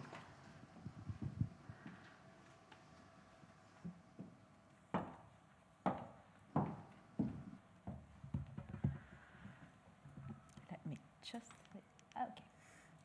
Good afternoon, everyone. First, I'd like to thank you for the kind invitation. It's really a pleasure for me to be here today presenting Pro-Child CoLAB, a collaborative laboratory that aims to fight against child poverty and social exclusion. And how do we do that? So at Pro-Child CoLAB, we have a differentiation approach to market. Why?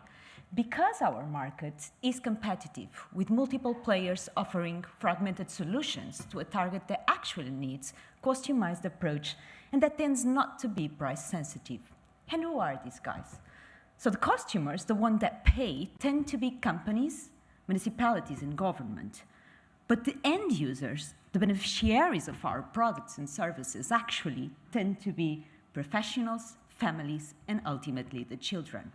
Right, but how do we differentiate ourselves? How do we create value to these guys? This is it.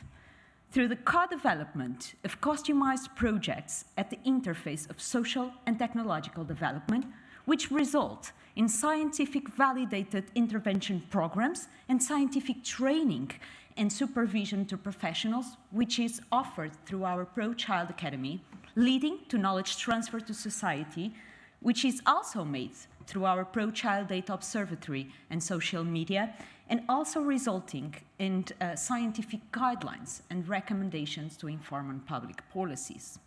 In terms of infrastructures, this is where we are located in Campos de Couros in Guimarães.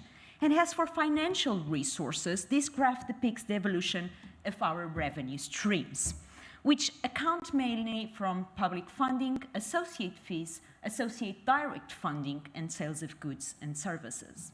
And if in 2020, public funding accounted for 64% of our revenue stream, in 2021, despite our 23% increase in revenue, the public funding decreased its representation to less than 60%, which denotates diversification of funding sources.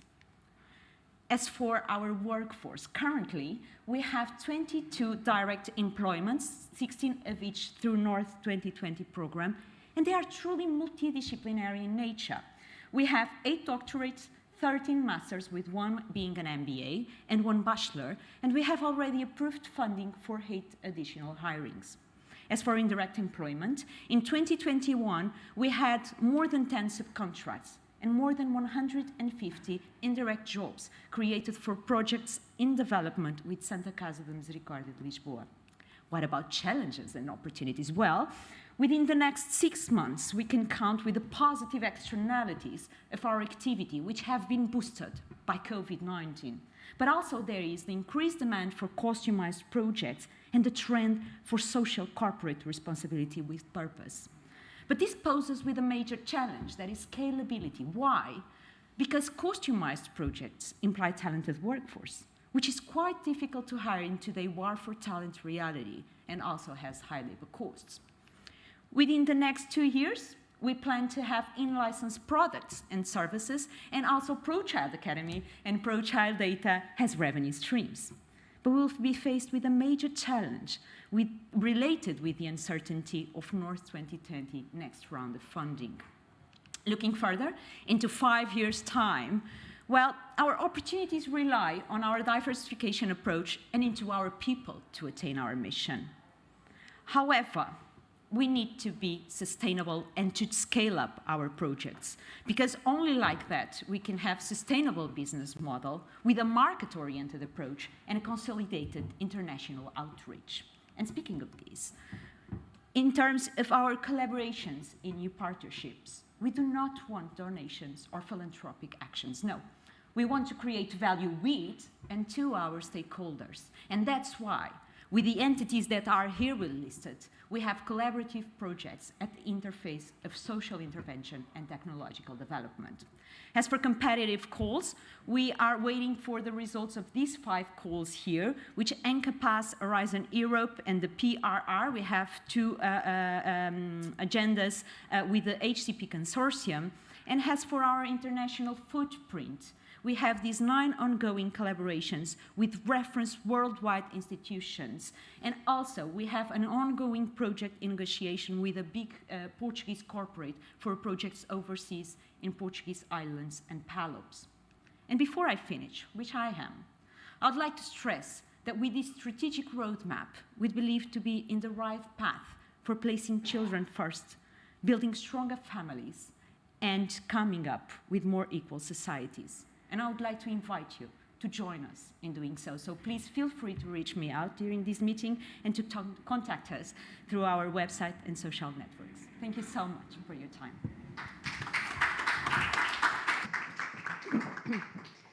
Thank you so much, Anna, for your very professional presentation and on time. Now, Antonia, would you please? Thank you. Just a second. Yeah.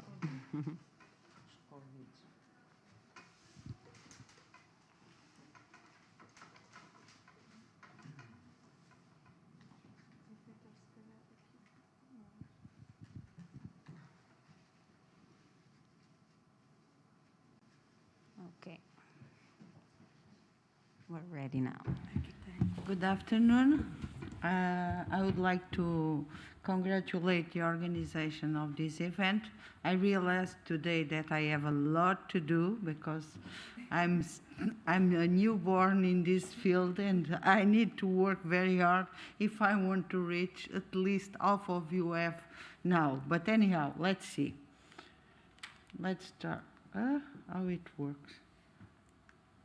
Okay, so regarding key competencies, so what we have for now is we are here to value the professions in tourism because we have a lot of problems and tourism is still, I'm sorry about that, but tourism is still a human-to-human activity and we need to keep this if we want to have tourism.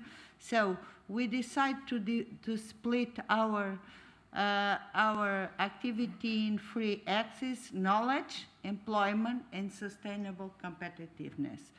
And for that, we present a 10 working package that goes through observing and data to the social inclusion and also the innovation and entrepreneurship field. So, what are our customers and target markets? We start in July with 20 entities. It was not possible to put more inside, but now we have more than 100 entities, mostly because we have been submitting a lot of projects. Of course, we don't have projects approved yet, but we are working on that. We cover all the full chain of tourism and hospitality, from tour operators to hotels to events and everything. We are not here to create only knowledge, but to create solutions, and our customers are in all the value chain of tourism, from the destination till the hotels and everything that you think could be. So this is our status, very poor. We get the approvals in 19 March, so in April, and we have the attribution of the CoLABS stamp in 20 September, so we are very, very young, okay? We are learning how to walk in this field. This is what we are willing to have in terms of employment, very few for now, but anyhow, still looking for that. In terms of challenge and opportunities, we are taking off, of course, in 6 months. We are trying to set a number of programs to recover because tourism was one of the most hindered sectors with the COVID, and we are taking advantage of the resilience and the recovery plan to make good projects with the companies. In 2 years, we would like to be recognized as a partner. We are trying to strengthen our position, and we are also trying to value and dignify the profession in tourism because we have a lot to do, and that in regarding with education and institutions and also with the sector. In 5 years, we are willing to reshape tourism learning objectives to tourism skills.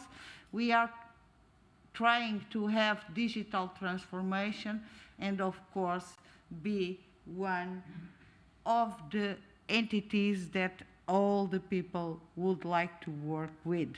It is a little bit ambitious, but anyhow, dreaming is something that is for free.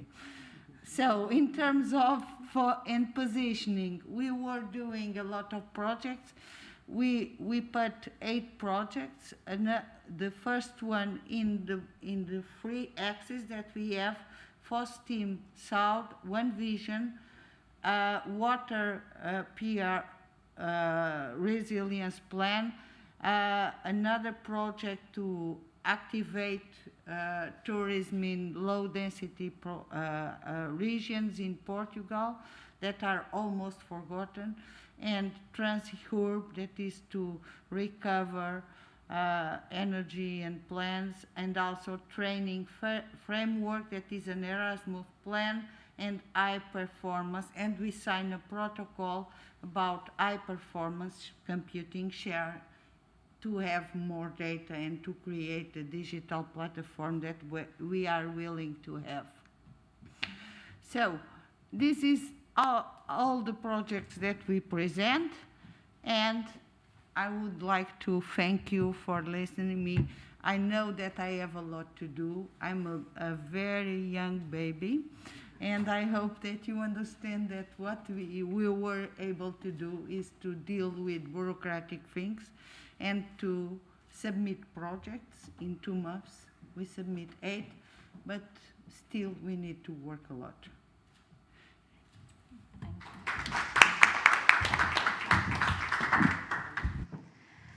Thank you, Antonia. You really, you are the newest, the newest member in the panel, but absolutely you have plans for the future, so it's absolutely valid. All the presentation, and thank you for present us your plans. Now, Francisco, please, from Farfetch.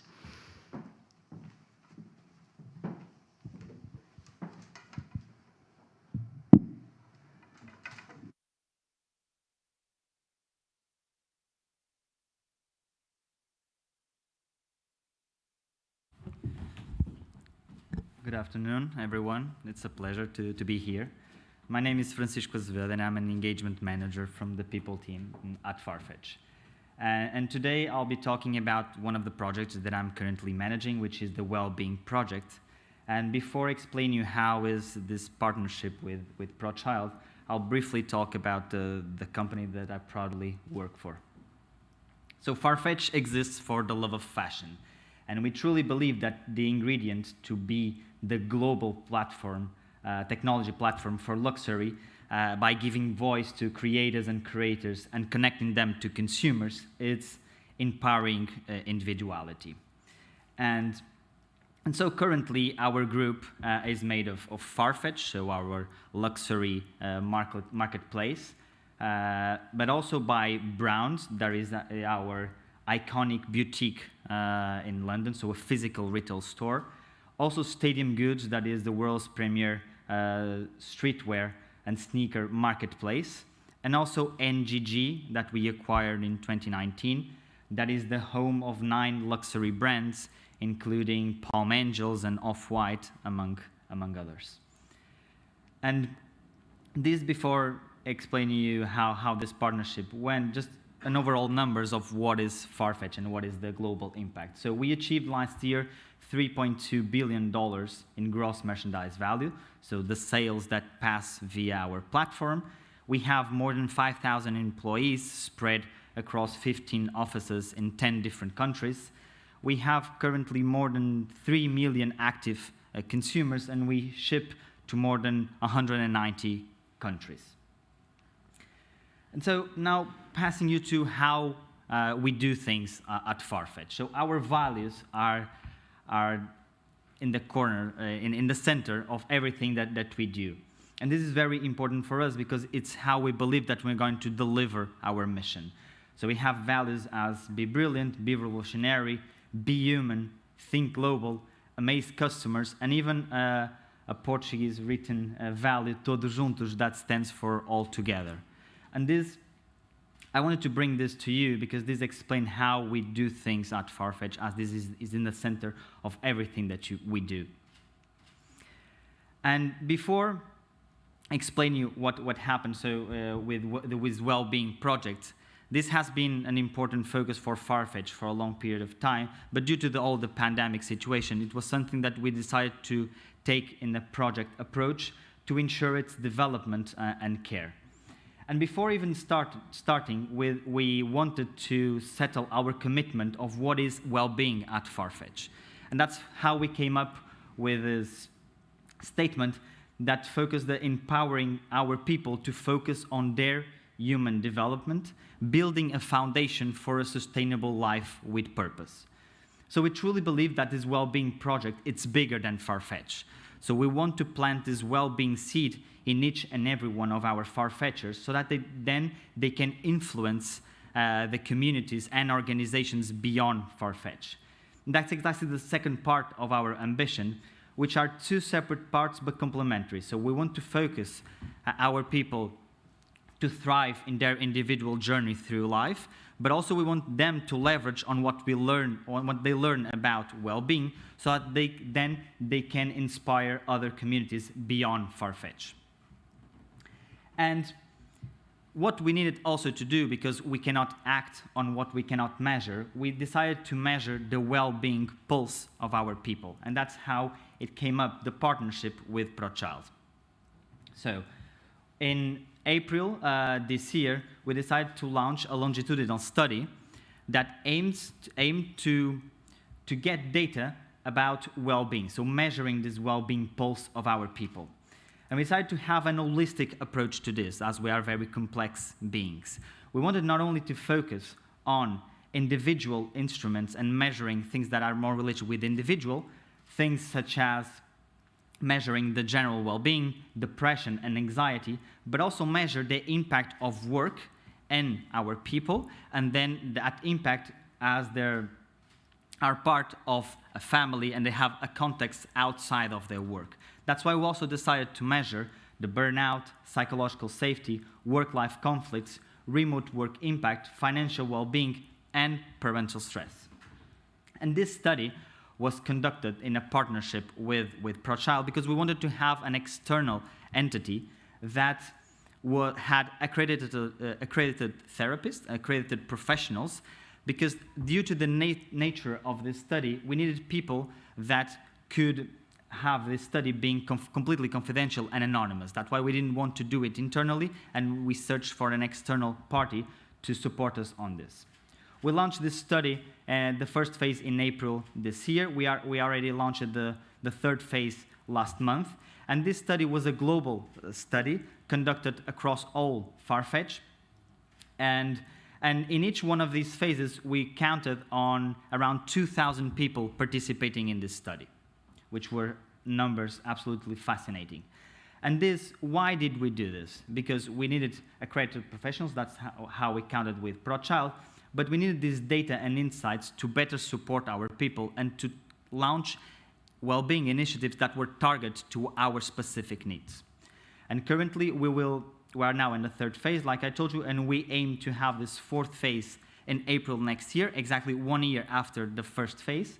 And then we want to keep on doing this on a yearly basis to measure the well-being pulse of our people at Farfetch.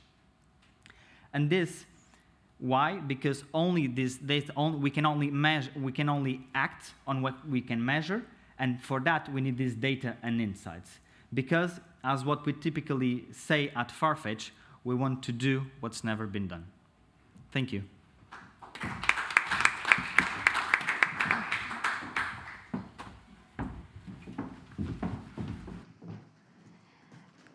Thank you so much for your presentations and inspiration, because I think we all get some messages of inspiration with your interventions, and that's great. So I think I would like to start with Ellen, and perhaps hear what Helen has to share with us, and what do you think and how do you see the social sciences CoLABS performance? How do you see them in this landscape of CoLABS, and how do you see them in the landscape, and how do they can work with digitalization? How do you see their future? Okay, thank you for your questions. So first of all, let me say that, so as you said, I am a computer scientist, and I am not at all competent in the domains that you are addressing, either tourism, where I am a client in some sense, and nor on well-being and child concern, other than being the mother of 4 children, who have not grown-ups. But I am here, as you said, more to bring my vision about maybe the whole process of selecting these CoLABS, since I was there since the beginning of the initiatives in Portugal. And so probably it's the reason where I am here. And I must say that with respect to that, this area of social science was very coming late in the process because, well, I think among our group of experts, we are more scientific from different scientific areas, but not on these social science areas. And although I think, and I am convinced myself that digital sciences and social science are very much to bring each other. Of course, for social science, I think just using digital tools are very important for you when you are making social analysis, and you need to be to have data and to be able to evaluate there. And the new progress that we have now with machine learning and cognitive agents and so on is can be used if it is well used, of course, but can be really bringing something to social sciences. And conversely, I think that it's important for computer scientists to take into account the problems and the social science activity typically inside building this cognitive agent that needs to have some feedback from social scientists. And this is something that I am convinced on, and I think this is the way we can maybe bring something each other. That being said, I think the creation of these CoLABS must correspond to a need of society. And I think in both cases, this need is there. And it's very important, I think, I didn't know this study that you are doing, but I think this is quite important to measure actually this thing, this progress that you can bring to the society from the users themselves, from the benefit, people who benefit from that, of course. So I think you are in the right approach. And another thought that I have when seeing also the whole CoLABS there is you shouldn't be isolated in one area, specific domain, because I think other CoLABS, and especially the ones in digitalization and communication and so on, should benefit also from what you bring with your social science expertise to that. So maybe it's something to reconsider in the future to avoid having you pushed in some domain too specific, I'll say, because I think you really have a lot to bring to others. So thank you. Thank you, thank you. Nice. I believe we have already very nice inputs, because I was thinking the same. I think you are so you can touch so many areas that your role should be and can be much bigger than we at the beginning could think. Now I would like to ask, perhaps starting with Anna, how do you think first of all, you accepted this challenge coming to a CoLAB in an area that doesn't touch your area of expertise or experience, at least at Pharma. And how did you see this challenge, and how do you feel now that you already have almost 2 years of work done, and you already have some structure and some light at the end of the tunnel? Tell us about your experience.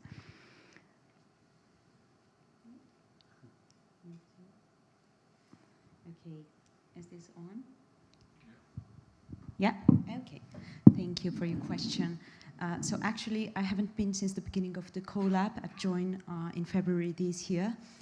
And just to give you a bit about my journey, and I think that can help you understand how did I ended up here, and the joy that I have by fulfilling and trying to attain this mission with this great team of pro-childers. So I come from the biomedicine field. Indeed, I had a bachelor in biomedicine. And after my bachelor, I went to academia. So I did 5 years of research in the north, in a research institute in the north. And somehow I felt that, you know, I had scientific recognition, I had papers and publications, but I could not foresee the outcome of my research being translated to the clinical setting for the ultimate benefit of patients. And I decided to change gears and I went to the industry, okay? And in industry, I really felt myself fulfilled because despite monetizing research, which it does, it actually brings it to people's benefits. So somehow, within the industrial sector, I became a manager and I started to gain other responsibilities besides being in the lab. Actually, I stopped being in the lab and manager responsibility, so I felt that I needed some soft and hard skills, and I decided to do an MBA. And while doing the MBA, I became aware that there's a whole world out there. And I started a startup of mine, so I had a company of mine during the MBA, and after that I was faced with this opportunity. And I thought, well, it's the perfect match because, you know, it has the business side, it has the research side, and I can just put them together and bridge the gap that I felt in the beginning of, you know, taking the most out of the research that you do, and you can put it in the market to ultimately create social and economic value. So that's how I ended up in the CoLAB. The experience, well, I tend to say it's not what you do, it's who you do it with, and for who you do it with. And I believe that I'm surrounded by a very knowledgeable team of people and top management, actually, our executive board, that has a fantastic vision, and really they are passionate about what they do. They really walk the talk, and they are not just in Pro-Child CoLAB, they are Pro-Child CoLAB. And I think that makes the whole difference in bridging this gap and in creating this economic and social value that we want. And what about those people? I would like to know more. Are you only social sciences people? No, I'm not the only outsider there. Actually, when you think about Pro-Child CoLAB, I think it's easier to think that we are just psychologists and sociologists. Indeed, we have them. But we are truly multidisciplinary in nature, as I was saying. We have architects, we have people from software development, machine learning, we have data scientists, we have designers, we have engineers, when it sits there. So actually, we are truly multidisciplinary in nature, and that's the only way we can, you know, really attain our mission. Because as we were discussing, at Pro-Child CoLAB, we touch point the different areas that children is affected by, or in the environment of the children. You have the health and well-being, for instance, the project that Francisco just presented. We have education and learning. We have protection of the children. We have social participation of the children, okay? And these are our social intervention areas. And that's why we need this broad range of expertise. Because then we have another area, which is technological development, where the IT people that I was mentioning are in, and then closely articulate and create synergies with the social intervention area. And this is, I believe, the biggest difference and how we create value and how we differentiate ourselves, okay? And perhaps that was the reason why Farfetch reached ProChild CoLAB. How do you find out about ProChild CoLAB?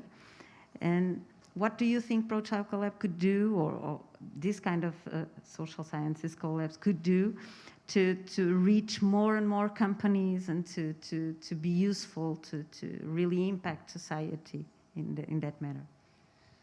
This actually came out of a need that we had. So even though well-being was very important for us, if we, as it is a very sensitive topic, and for us was absolutely mandatory that this type of study had to be conducted by an external company, so an external partner that had accredited professionals that we could rely on the type of work they were doing, because this touches inner struggles of all of our people that decided voluntarily to participate and to open themselves to be part of this longitudinal survey. And that's how we reached Professor Isabel Soares and Professor Miguel Gonçalves, which are part of ProChild, and that's how we came up with this holistic approach on touching several areas of well-being, and how this then relates with not only the inner struggles I was talking about, but also this dimension of outside of work. So what's the impact of work in the family context, in a social context, and how is it work impacting our people in such a difficult time for all of us that was the pandemic. So the first phase of our study, we launched it when we were all in lockdown period. So, and we saw the effects of the results after just opening up. So we were expecting that, but it was very nice to see that then in the results. Also, something that Anna was talking about that I think it's very important. The type of people we have at Farfetch are many, or most of them are tech. So they come from a technological background, and at ProChild we found this blend, this mix between psychologists, so people from the field of study, and they had academic proof, with also being able to give us a platform where people could enter their evaluation and participate in the study. And this tech part also gives some good background in terms of importance on how people relate that this is completely confidential, they trust. We were able to test that confidentiality, so this enabled us to even put higher expectations on what we were delivering to the overall Farfetchers. And what I want also to stress in this is that this didn't reach only a dimension in Portugal. So we had the participation from people all over our Farfetch. So we have 10 offices, 15 offices across 10 different countries, with people with very different backgrounds, with very different cultures. And we also considered that's why we also included the socio-demographics, so that we can also understand how this was impacting their own well-being. So, and to your final question, how I think that this can then impact other people. Since the beginning, we said that we aimed this to be bigger than Farfetch. So we don't want this for ourselves. We think that this belongs to all the people. Taking care of the people and help destigmatizing mental health issues is something that we want to be part of this movement. And so already doing this, so walk the talk, doing this first internally, so that then we can, in a certain way, incentivize other companies to do so, it's also important for us. And that's why I believe that after proving their competencies in supporting us doing this, they'll be in a much better position to then support other companies doing so. Thank you so much for your share. And you also said, Francisco, touching the things you were just saying, that we can only change what we can measure, right? In social sciences, we often have difficulties measuring whatever we do and the impact we have. So this, I don't know, Ellen, perhaps your opinion here.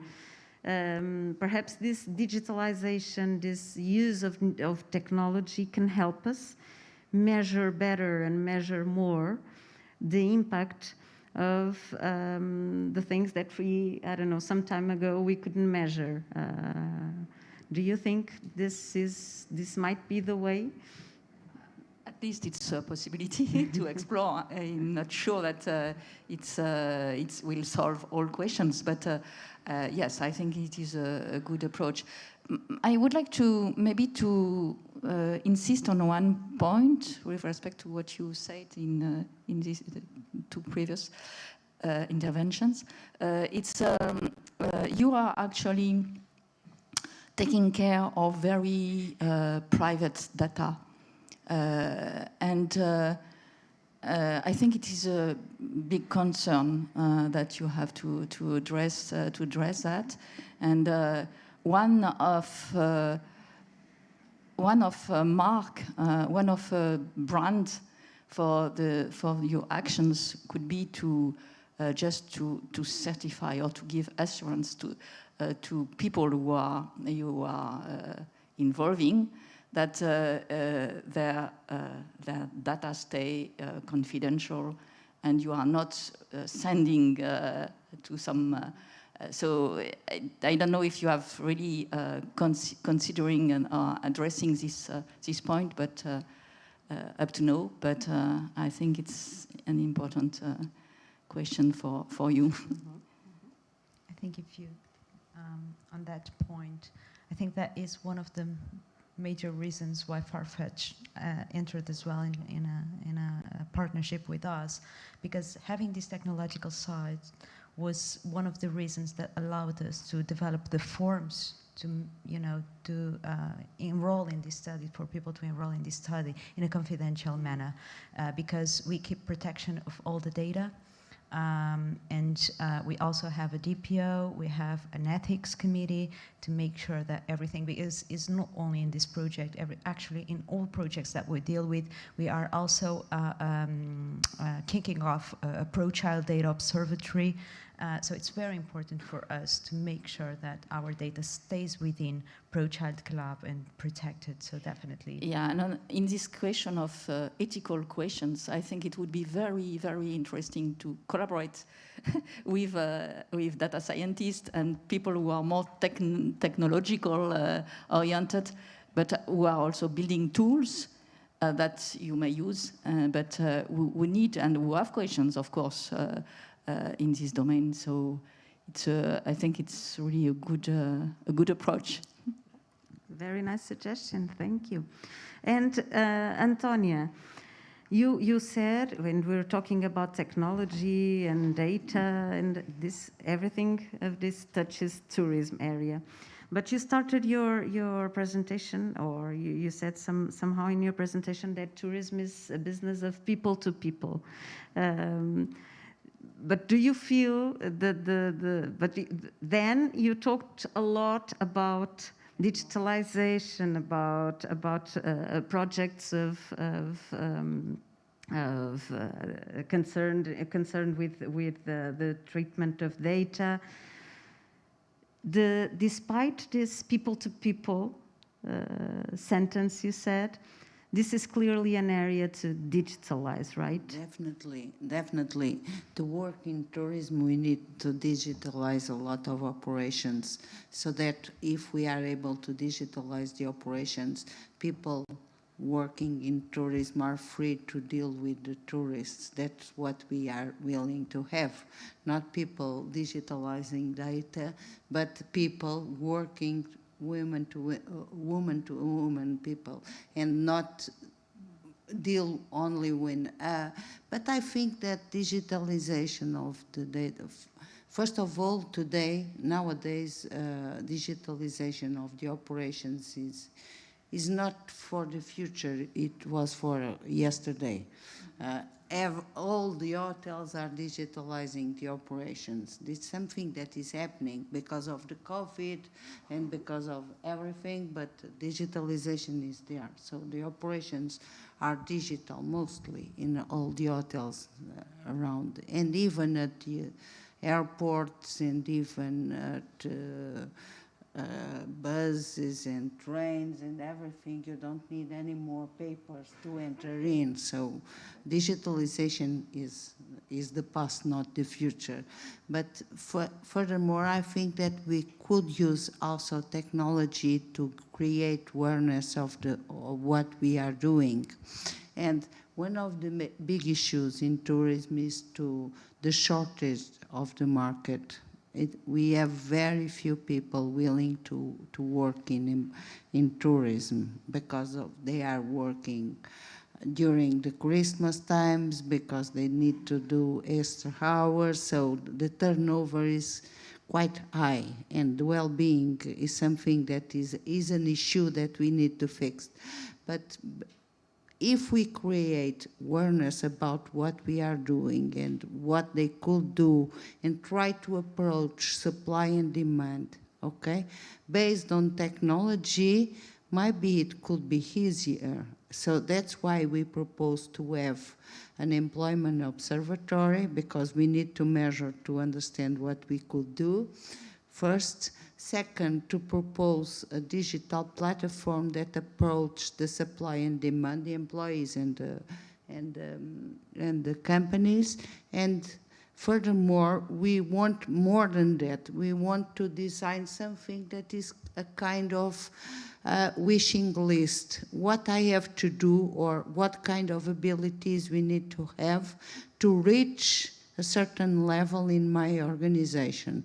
Okay, because I could start with as a waitress or something like that, but I need to be the director of the hotel. So what I need to do to reach this position, and we will try to make it more real and more concrete with technology, because we could start to approach the market with skills and understand what they need to do to go on these shares and to positioning in a very high position. So technology is something that we could not avoid anymore, of course. And if we are able to use wisely the technology, we could free the people to work and to have a relationship with the tourists, just because tourism is something that we are co-creating. It's impossible to have a quality program for that. We need to co-create, and you are in front of me and we are producing. So that's something that happened at once. So it's impossible to do in a different way. So technology is all the base of what we are proposing to do. Thank you, Antonia. And what about the relation? You're still very young, we know that. But what about the relationship with companies? Do you have already tried to approach? Have you already tried to approach companies, or did you have any contact with companies? Or perhaps Anna could tell us another story with companies afterwards? No, we have a lot of companies. We start with 20 companies from all the value chain of tourism, and now we have more or less 100 companies working with us in different projects. Of course, from academic institutions to companies, so we have the big chains of the hotels with us. We have tour operators, leisure events and things like that, so we have a lot. We are very well... Startups also? No. Yes, also startups and entrepreneurship labs and things like that. So we are very... I didn't list all the... But we have this in the report, so I think it was not feasible to do this year, but we have the Hotel Pestana, Vila Galé, Oti Hotéis, ARESP, that is the Association of Restaurants and Hotels, Upstream, that is a tour operator in the north of Portugal. So we have a lot.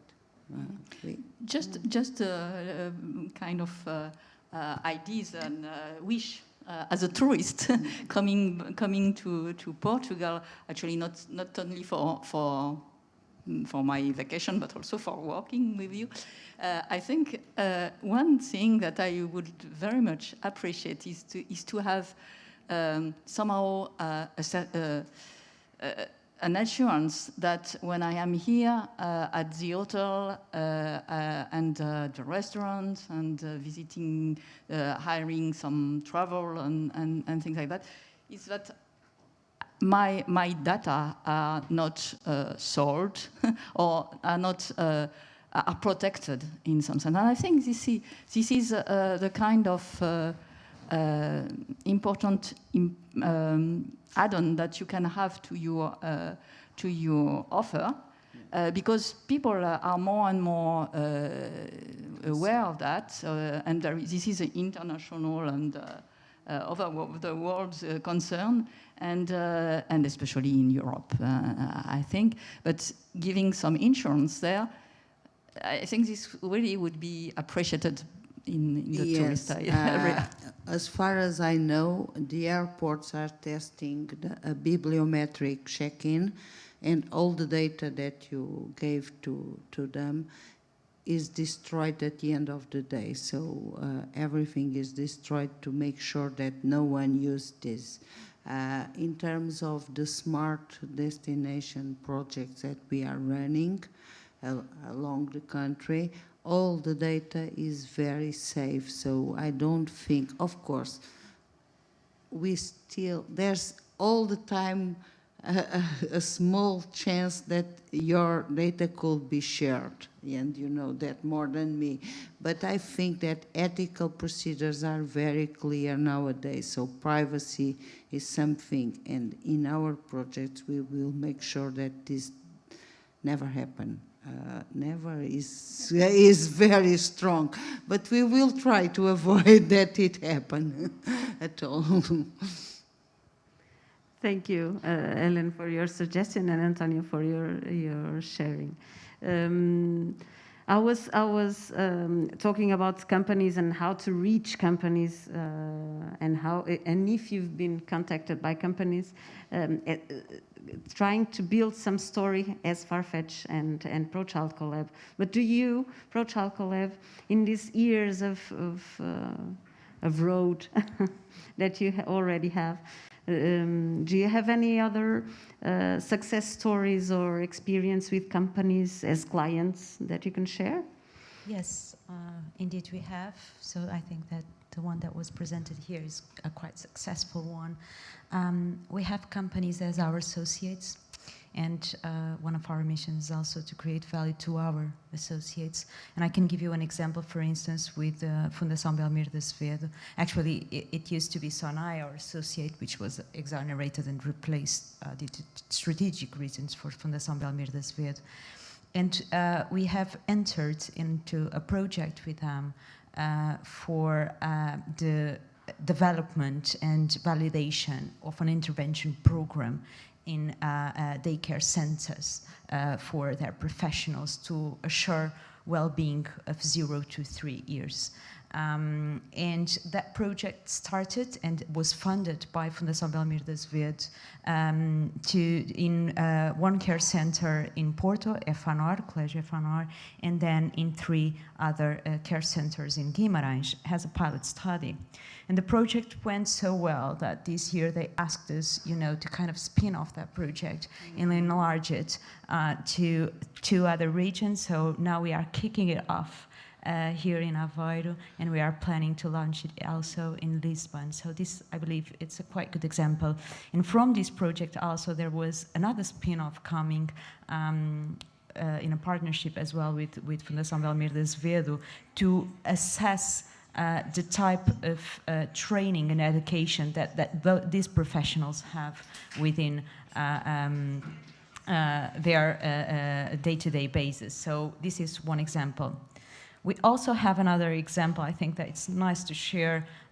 They were actually supposed to be here, which is Science for You, because they are not our associates, and they actually looked for us for a specific project that was the development of a toy, a customized toy for the municipality of Guimarães. And this is a nice story because CoLABS, I think, they start with a pulling approach, but somehow we want the market to push us. And I think this is a nice example of what happened.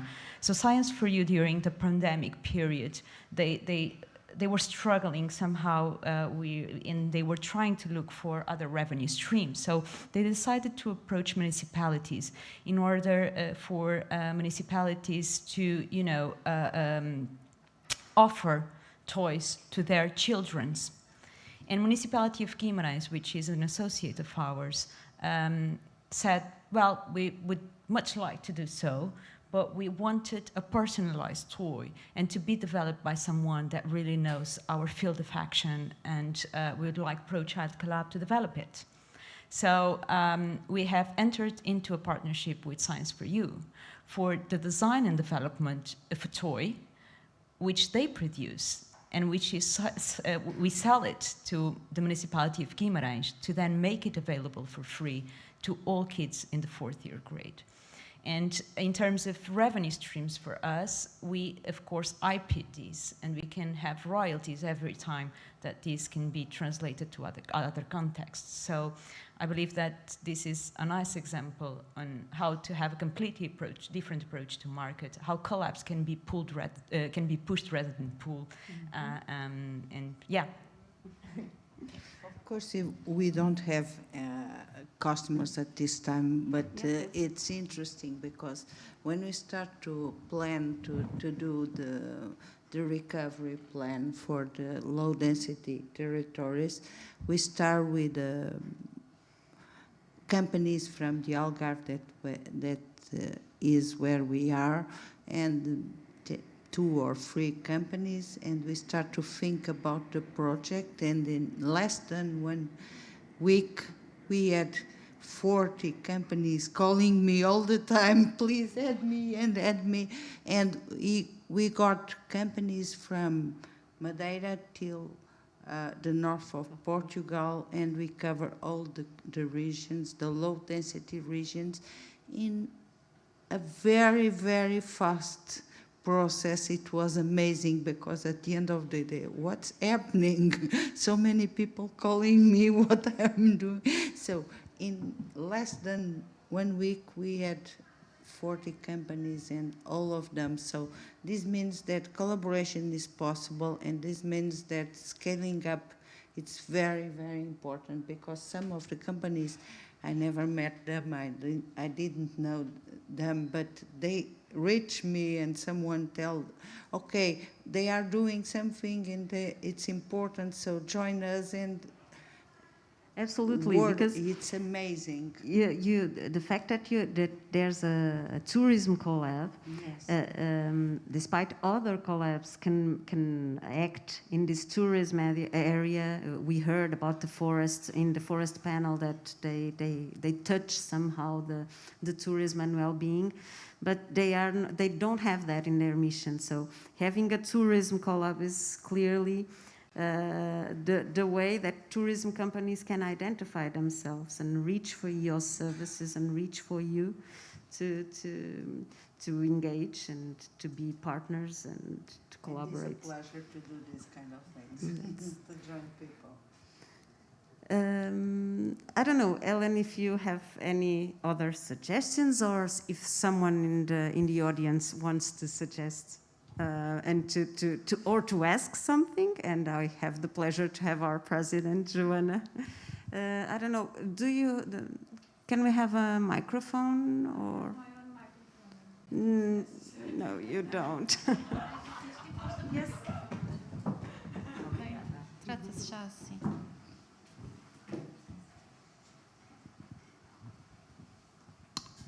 Thank you. Obrigada, Ana. Thank you. This was very interesting. I have a lot of questions, but I'll try to keep short. I know we are running out of time. I really enjoyed having Ellen's perspective coming from such a different field. But I was curious to know, in your experience, I know that your CoLAB is very recent, so it's still a newborn.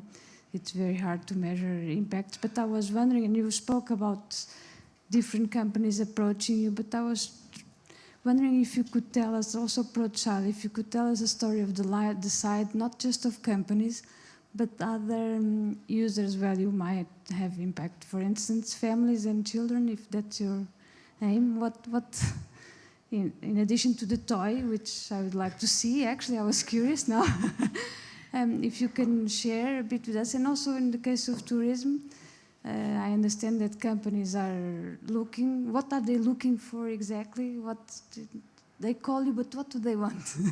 So that was my 2 questions. Thank you. Thank you. Thank you I so don't know. much.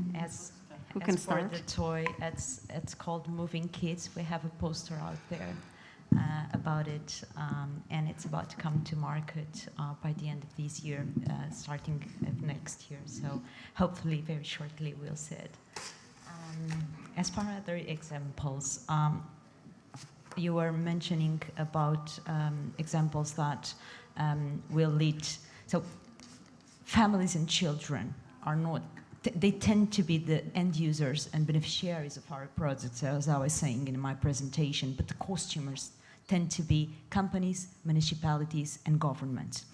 I can give you an example, for instance, of a protocol or an agreement that we have ongoing with the Institute for Social Security, for instance, which is not a company, where they are entering in an agreement with us for providing scientific training and supervision to their professionals in 4 different areas of expertise of ProChild CoLAB.